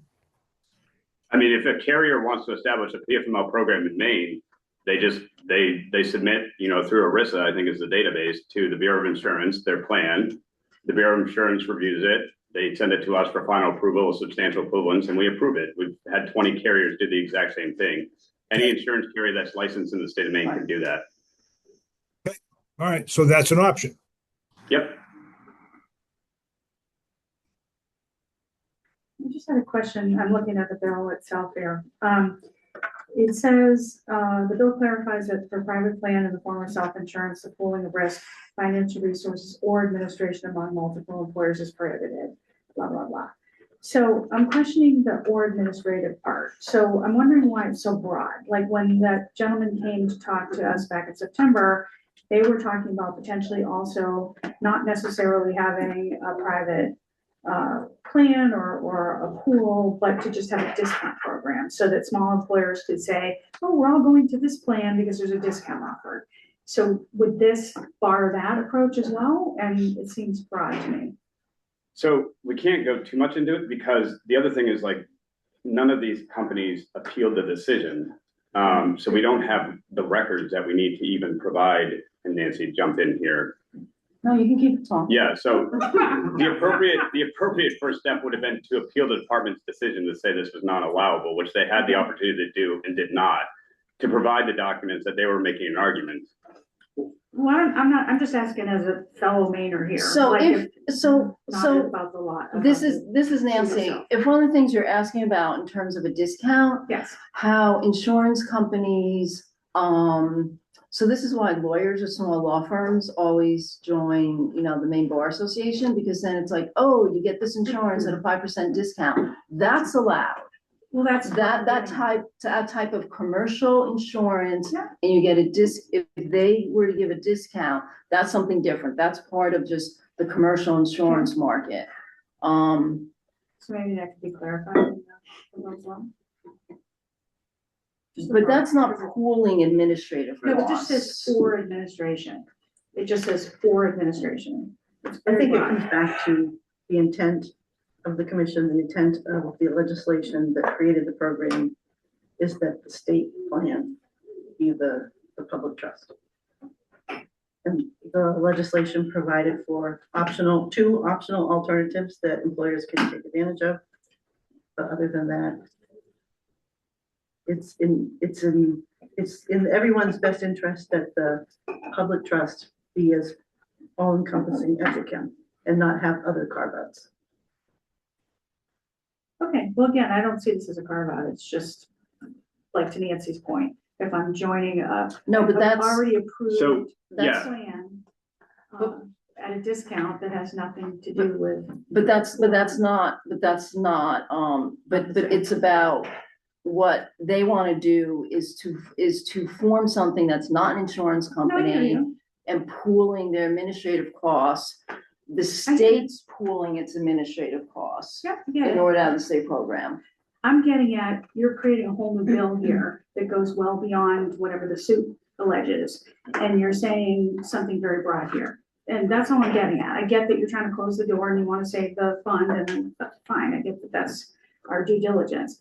I'm just saying, look at how it's written to make sure that it's not barring things you didn't plan to bar. No, and that's within the self-insurance subsection of the statute, I believe. So this is not going to affect fully insured plans.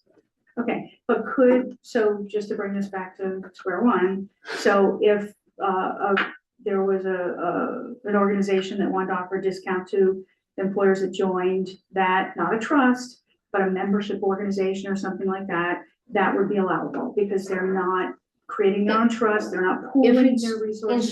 Insurance companies are setting their rates, however, insurance companies can set their rates. Yeah. So if We're it's not on the part same of, page. I'm fine, don't worry about it. Well, the problem is, again, we don't have the documents. Yep. Because it wasn't appealed.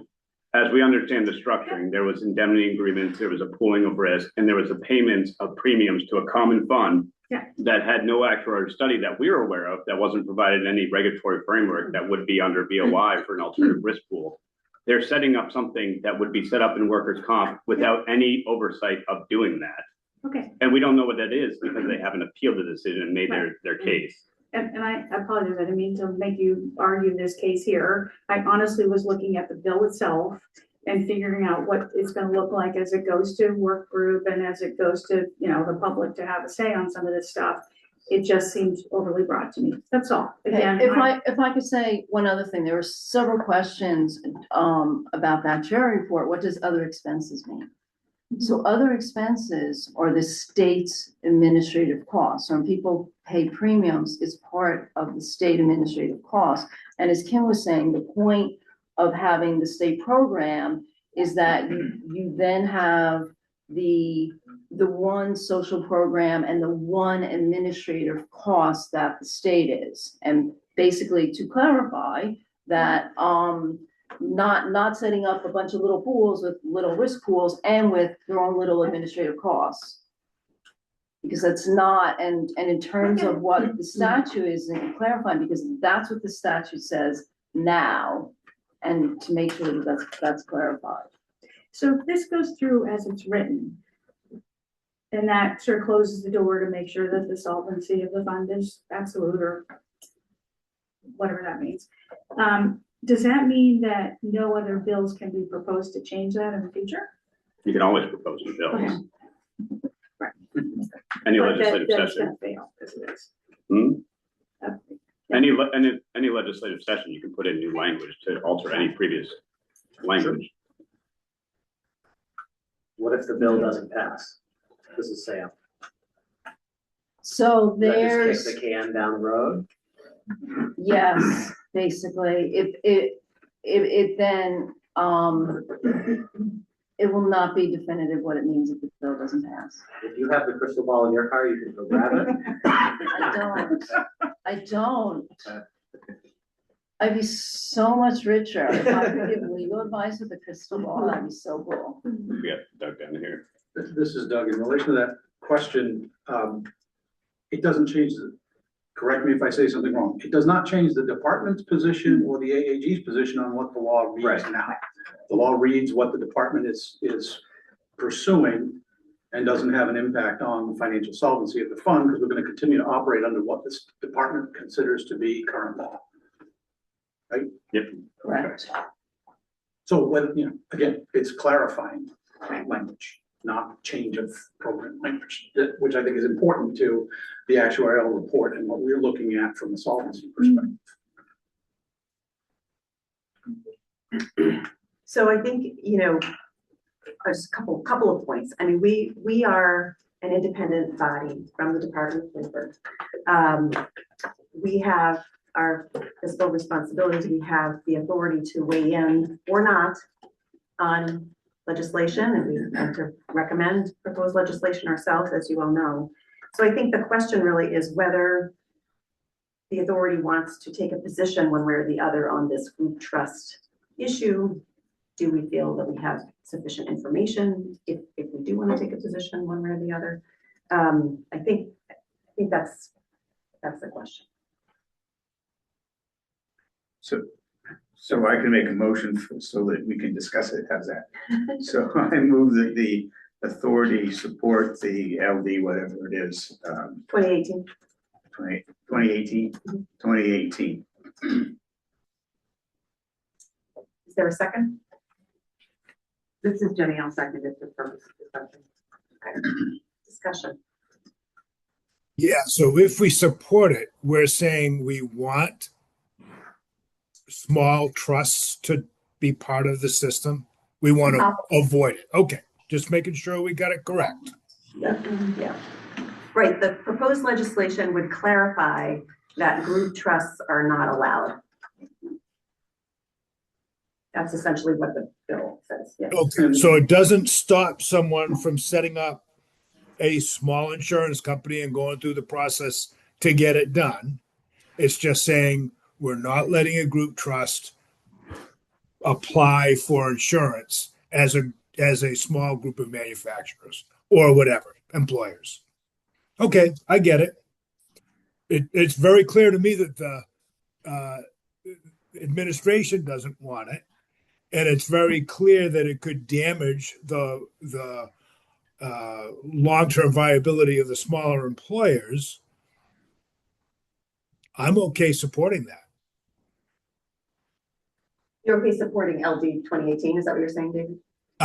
I'm okay supporting whatever Jay proposes, because I don't want to get it wrong. This is Doug, and that's a great segue, because my question was really more one of clarification from Jay's motion. Is it my understanding the motion is, does the authority want to take a formal position in writing, communicating to the department our support for this legislation? Or is it take no action and let that be our indication of support? Or is it that we do not oppose it in writing? So I think it makes a big difference. It makes a difference to me whether we're talking about taking formal action to approve this and make a supportive comment as an authority, or if it just means we're not going to be against it. My intent is that we take a formal position in support of 2018 as part of our fiduciary responsibility to the health of the fund. Thank you.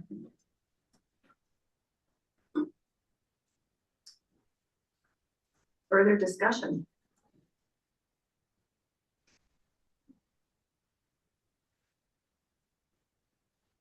Seeing none. Guess we could call the vote. Everyone heard me. Yeah. I guess what I'm struggling with is I'm more in the do not oppose camp, so I'm not sure I feel comfortable voting for Jay's resolution the way it is. I'd be more interested in saying, I don't think we should take a formal position. We can defeat my motion and have another one. Yeah, so that's another good question. Would that be a separate motion or otherwise? So since we're extending the discussion, I would also take that position that I would not want to use this as an opportunity to set a precedent for the authority in terms of commenting on legislation. I don't think it's a significant enough issue directly related to the current solvency of the fund, outside of our other statutory authority within the Department of Labor to adjust benefits and revenues going forward, for this authority to take a position on this particular legislation. I think it would be important for us to somehow acknowledge that we did explore this as to our responsibilities, as Dr. Malboff said, but I do agree with the idea that we should not be setting a precedent for strictly endorsing something that may change throughout the course of legislative policy making. Maybe become something we didn't actually envision. And I don't need one more bill to track. So I'm not sure procedurally how we explore that, but I think that is what I'm getting from folks, is that we wanted to make sure we did our responsible work of exploring this, but whether or not we should be on the record as being in support of the legislation. I don't know if there's support for that. And that's why I asked the question, because again, I'll look to Nancy. This is a formal meeting of the authority, therefore this is a matter of public record. It's not a matter of legislative record. So that, right, indicating our position without that vote still is a matter of public record here. It won't be a matter of legislative record if we don't take a formal written action. So Having thoroughly heard the discussion, I withdraw my motion. Okay. Was there something else? I had a process thing about what to do with the motion, but withdrawing it is an option I didn't even think of. Withdrawing or amending? It would be amending, you know, have a vote and then have another. Yeah, that works. Okay. I mean, one option could be we set a special meeting, following the public session, folks wanted to attend the public session and do that, we could set a meeting sort of, the legislative process happens somewhat unpredictably and quickly. And I don't know, we are a large body and I worry about our nimbleness to sort of do that effectively and get enough of a quorum. But that is an option. And can I propose a modification to do Absolutely. an amendment to his? I would propose that we vote or move that we as a board choose not to take any formal legislative action in relation to this LD. No written comment in support of or in opposition to be submitted to the department or the committee on behalf of the authority. Sorry, it's a lot of words. Is there a second? Okay. Further discussion? Seeing none. Well, wait a minute, whoa. So Okay, David, yeah. I just want to make sure. All right, as we talked about it before, I felt a little uncomfortable taking a position knowing I don't think we've had any due process to hear both sides of the argument to be able to take a position at this meeting with such a little bit of information. So all I'm saying, therefore, is I'm more of inclined to not take a position because of that. So if we were hearing more about the proposal, then I'd feel more comfortable. But we really haven't had a lot of conversation and understand all sides of this thing. Further discussion? Can we add Yes. at this time? Yes. To your. Great point, Jay. Great point. Okay, that amendment has been approved.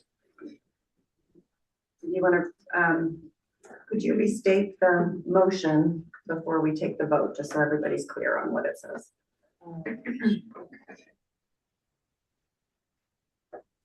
We as a board choose not to take any formal legislative action for this LD. At this time, sorry. Yeah. Okay. Ready to vote? I have a question. Sure. Does that mean that we can't also have the meeting you're talking about, after the work session? No. It's like, we can still do that. Okay. And we aren't authorized to take any legislative action. Could you say legislative recommendation? Is that within our purview? Okay. And we aren't a legislating body. The board choose not to take any formal legislative recommendation for this LD at this time. To start the vote, Chair Fox. I vote yes. Vote yes, okay. Samuel Height, Vice Chair? Yes. Yes. David Barber? Yes. Yes. Yes. Tina Bonnie? Yes. Yes. Sarah Conroy? Yes. Yes. Michelle Corey? Yes. Yes. Doug Cotnoir? Yes. Yes. Benjamin Grant? Yes. Yes. Renee L'Italian? Yes. Yes. Jay Nalba? Yes. Kim Smith? Yes. Yes, yes. Jenny Tilton Flood? Yes, yes. Christopher Washburn? Yes. Yes. And Brianna Gutierrez is out. So unanimous. Motion passes. Thank you. Thank you. So did you want to propose something? Does the Bureau of Insurance have a vote, or are we not a voting member? Did you forget? Who? I'm sorry. I can't remember. Oh, did I? Apologize. Bob Carey. Yeah, we abstain. Okay. It's good to get that on the record. It's good. Were you proposing something further No, I guess I on just this didn't topic before hear we move from to the next? anybody on your proposal. Is everybody just like, no, I'm too busy and we're not interested? It wasn't, in and to be clear, it wasn't a proposal, it Or, was, excuse me, you know, thought. just sort of a sharing of information about what, you know, what is possible, what are options. So it wasn't a proposal for me. Okay. Yeah, I'm not sure what to do with that. I mean, you could either just look on our own or, I mean, since we're not taking a position as an authority, I guess it's more FYI for future. I'm not exactly sure what the point of it is now. Will you or the authority, the department send out updates on the, The litigation, the legislation. well, the litigation, but in this legislation in particular, when the work session will be scheduled and any update on? Yeah. We can, Reggie, you can help with that. Yeah, Could yeah. you, could you circulate that to the authority and you'll, because you'll be tracking it. Yeah, so, and this is Reggie, we have no idea when, after the public hearing, when the work session will be, but yeah, once we have a date, yeah, we can definitely report that. Certainly that. And this is Kim, I just want to add that sometimes we only get a day or two's notice, so please Right. don't think we're withholding if we only give you a very short notice. But we can forward the announcements when the work sessions come in. And the only other thing I want to throw into the consideration is like, you know, we're going to be voting on whether we're starting benefits, you know, shortly, and even if we delay, our focus as a department is going to be laser focused on making sure that the public plan is effectively rolled out, you know, May 1st, so the last thing we need right now is to kind of consider a whole new regulatory framework, or even the discussion right now, should we create a whole new regulatory framework? My sole focus after today and my team's sole focus is going to be making sure that we roll out effectively the state plan of the largest program we've done in decades. You know, this is always a decision and a system that could be set up in the future. I don't think in the last 90 days of implementation is good timing to even consider something like this. We should kick the can down the road if it's something we want to do. But right now we're going to be focused on making sure the state plan and the private market is kicked off effectively. Thank you. So, I mean, this information could be FYI. I mean, as folks have pointed out, hearing additional points on it and getting education for future reference maybe. All right, moving on to discussion on whether the authority approves commencement of benefits May 1, 2026. Yes. I just have one more point with that. It's not really a solvency issue, just some concerns with seasonality of it. Just the random start date of May, there is some concern that it's tough for seasonal businesses. Just in terms of the timing of the commencement. Correct. Just throwing that out there for discussion. It's nobody's fault, but it does. It's unfortunate. And I don't know how much the uptick is, you know, when it starts, if people are waiting, but it's just really tough for seasonal businesses. Do we know why that date was decided? Like why? I listened to the commission meetings and I listened to the legislative testimony, and I honestly can't say why May 1st is the date pick, other than I think there probably is no good time. There's always somebody. There's always a season or. And my assumption it was 5 quarters, because May 1st is right after April 30th, which is a reporting for that last quarter of 26. So I think it was the intent to have a year plus one more quarter of revenue. That seems logical. Yeah. Was it because it was May Day, correct? Or April Fool's, though. Yeah. Luke, will the department be ready?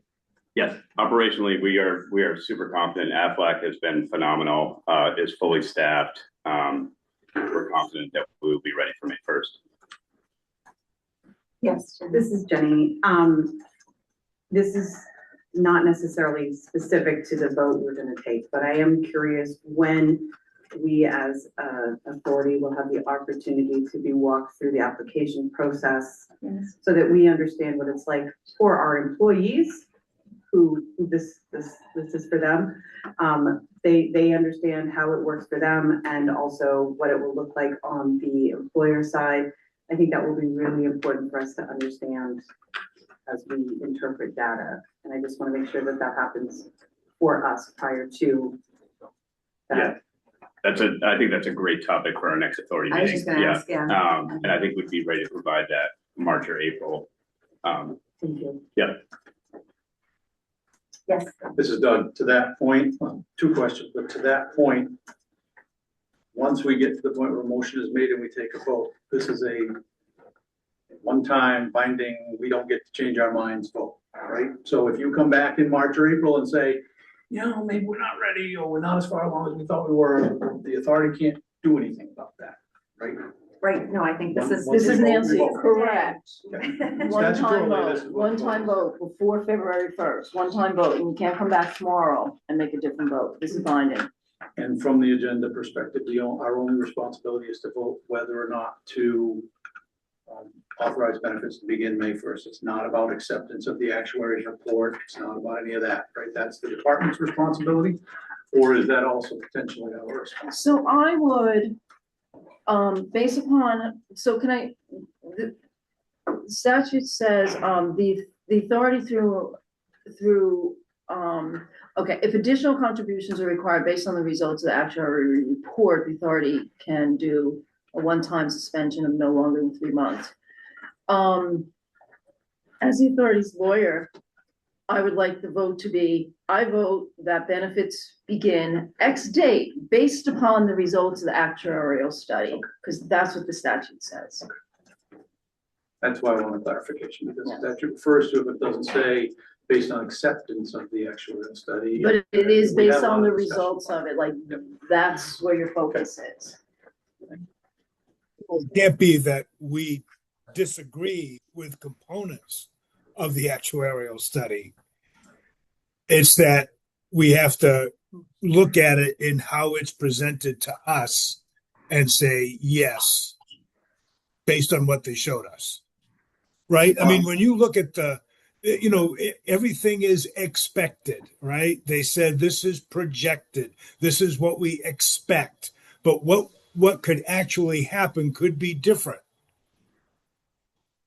True. Always a disclaimer within the report, absolutely. Yes, and the disclaimers in the report, no. Clearly explained. So what you're saying, I think what you're saying, and I just want to make sure I understand, based on the report that we received, we have to make our judgment based on that report. Your judgment is based on that report. You don't, as Doug said, the report had, it doesn't mean you can't question the report. It's based on the lens through which you are viewing the actual study. I think what it means is that you cannot base your vote based upon some other outside factor. For example, I don't want PFML, period, so I'm just gonna vote to delay it because I don't want PFML. That's what that means. Okay, but the first comment made was, I don't really like the time period that is being implemented, that we're starting in May. I'd feel more comfortable in August. That we cannot take into consideration. Is that correct or incorrect? With fully recognizing, having represented the Department of Labor a long time, fully recognizing the struggles of seasonal employers, the answer is yes. The inconvenience to hospitality is not a proper consideration. Okay, all right. Well, Michelle is nodding, that she understands that, yeah. But I understand you raising the issue. But it again, though, to confirm that the actuary's report takes into consideration the effective date of May 1st. It was based on the assumption and the understanding benefits would begin on May 1st, taking into consideration all of the factors that affect the employee and beneficiary populations. based on some assumptions that they made that may or may not be true. or may or may not be actual. But regardless, we can't make a decision based on what we think those factors could be.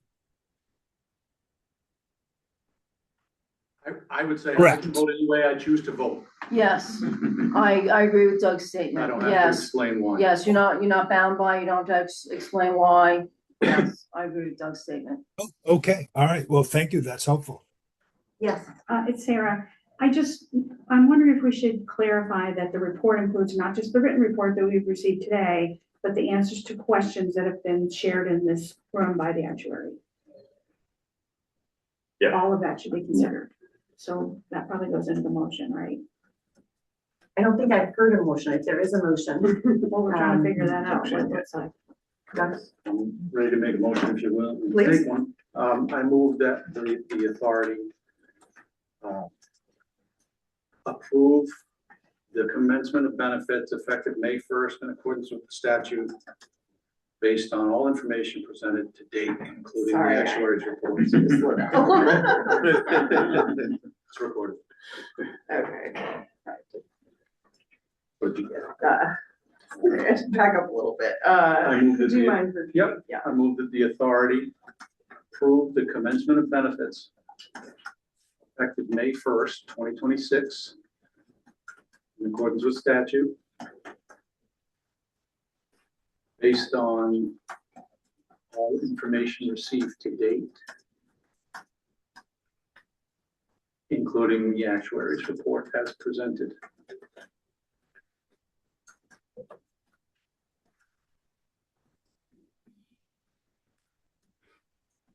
This is Jenny, I'll second that without having to repeat it. Okay, motion has been seconded. Further discussion? Seeing none, you ready to vote? You know, I guess I want to explore what a delay would mean. Tarring and feathering of the authority. If I could just chime in, this is Luke Monin. I don't see any reasonable reason to delay from a financial standpoint, because you can only delay up for 90 days. So this isn't a question about long-term ability of the fund, which I do think is strong, as we saw today. This is about whether we have enough money to start paying benefits on May 1st, and we absolutely have enough money to start paying benefits on May 1st. A 90-day delay is only going to lead to one more quarter of revenue, which for the purposes of starting benefits is unnecessary. To me, this is not a question of the ability of the fund to maintain over 10 years, which is still strong. This is a question of, do we have enough money to start paying benefits on May 1st? And we do, is my opinion. Right, we have, Maria Fox, we have limited authority, right? It's only, it's only that 90-day window. And we're gonna be keeping a close eye on the fund as was presented today. We're gonna get quarterly reports from the department. We're gonna get annual reports from the actuary and see what happens. Yes. And I think there was already a huge amount of questioning by the public about why they've been paying in for a year and a quarter and receiving no benefits. I think this would just unleash a torrent of abuse on us all. Just a question, do we know what that 30-day, what that amount is? Or thereabouts? Sorry. Oh, revenue for a quarter? Yeah. About 40 to 50 million. Okay. Yeah. Although it's first quarter, so it'll be higher than that because the Social Security cap is reset. So it'll be on the higher end. Further discussion? Okay, seeing none? We're ready to vote. Okay, so Doug moved that the authority approve the commencement of benefits on May 1st in accordance with the statute based on all information received to date and the actuary report as presented. Jenny seconded. And Nancy also asked that people note that they are authorizing benefits on May 1st, correct? Yeah, okay. Chair Fox. Oh, yes. Yes. Vice Chair Height. Given the information, to us and knowing our limitations as an authority, I vote yes. David Barber? Yes. Yes, yes, and yes. Okay. Tina Bonnie? Yes. Yes. Bob Carey? Yes. Yes. Sarah Conroy? Yes. Michelle Corey? Yes, but I do want to comment that I do think the May start date may cause some issues, but for the solvency, yes.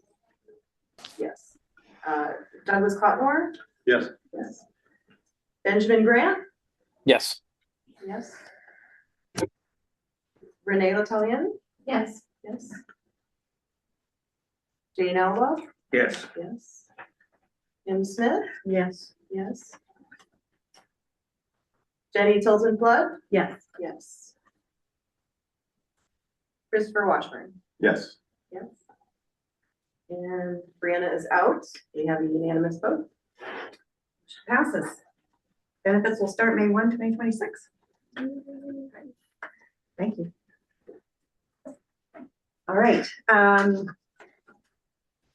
So next meeting, we need to meet Quarterly, Quarterly. within the quarter. So then this quarter ends March 31st. So you need to meet between April 1st and June 30th. So does April make sense to So- have a walkthrough of the claims process, like we were just talking about before? Yep, so knowing that we're starting May 1st, we're actually shooting to open pre-applications, and we're kind of saying this for the first time in April. So we would love to, give a little bit of time to process applications for leaves that will occur after May 1st. I think we'll be ready to present information to you all about the application probably late March. We want to make sure we have full access to the AFI portal, but Sarah, are you comfortable with late March? I think late March. Yeah, late March onward. Late March is this quarter. No, I know. So I think we could do very early April, which will be right around the time that we're hoping to also start pre-application. So people may be applying at the same time you were learning the process, but I think it'll be helpful for you Are all we too. only authorized to meet once per quarter? No, you can meet more often. So you could meet in late March and then meet. And then perhaps Sam, start- are you okay? Start doing these towards the end of the quarter. Well, the only reason I asked is because there was a lot of discussion around, the department's readiness and getting an idea, about training and education, right? If we're to get some idea whether employers are gonna have, we've got a lot of information to share So sooner than 2 weeks before benefit starts. So this is Nancy. So boards need a quorum to act. You can have a meeting where you don't take any action, you don't approve minutes, you don't take any action, and you just have a demo for whoever wants to attend, and then you don't have to worry about getting quorum. Whoever wants to show up, shows up. I mean, that's an option. Just want to throw that out to you. And the public could attend. That works for me. You have that sort of Certainly thing, could and be a then lot people more. feel like, okay, I'm not, and then don't put anything else on the agenda. Yeah. If you're then, because in terms of people meeting in late March and then meeting again the next quarter, so you have to meet quarter two. Right. Are there other topics that folks are eager to talk about that could dictate whether we, make it a meeting or make that a demo? And were you, another question, were you suggesting that perhaps our regular meetings happen at the end of quarters for purposes of I'm reviewing suggesting we have the that flexibility if we data? don't, because,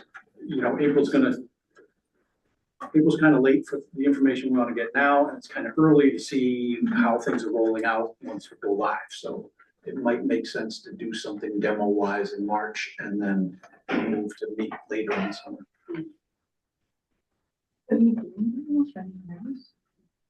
So maybe to do a demo in March and then have a regular meeting end of June, would that be that's the end of the second quarter, right? That sounds good.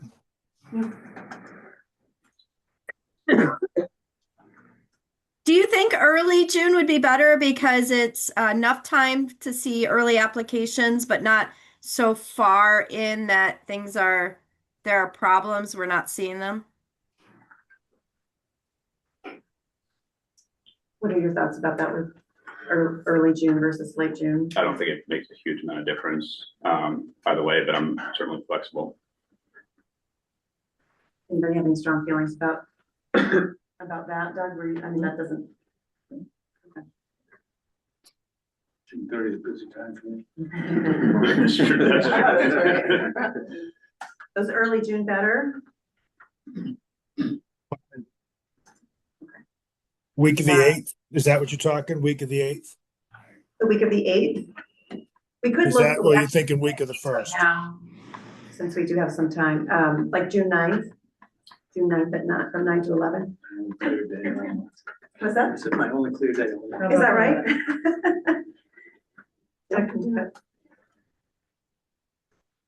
Does that date look possible? Yep. For others? Yeah. June 9th. June 9th. June 9th. It's a Tuesday. What time? From 9 to 11? Say 9. And then for the demo,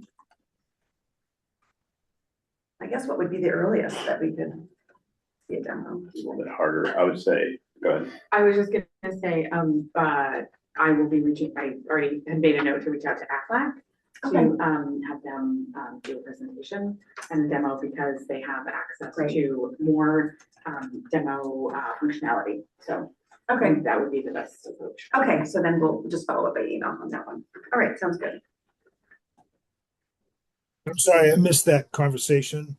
So the demo will be sometime in March, and Sarah's gonna reach out to AFLAC to determine when they would be the folks doing the demo. So we'll circulate that information by email as to what date in March. And my question was when's the earliest we might be able to get that information. So stay tuned over email for that. So with that, is there a motion to adjourn? So moved. Second? Second. All in favor? Any opposed? Seeing none, thank you all. Thank you.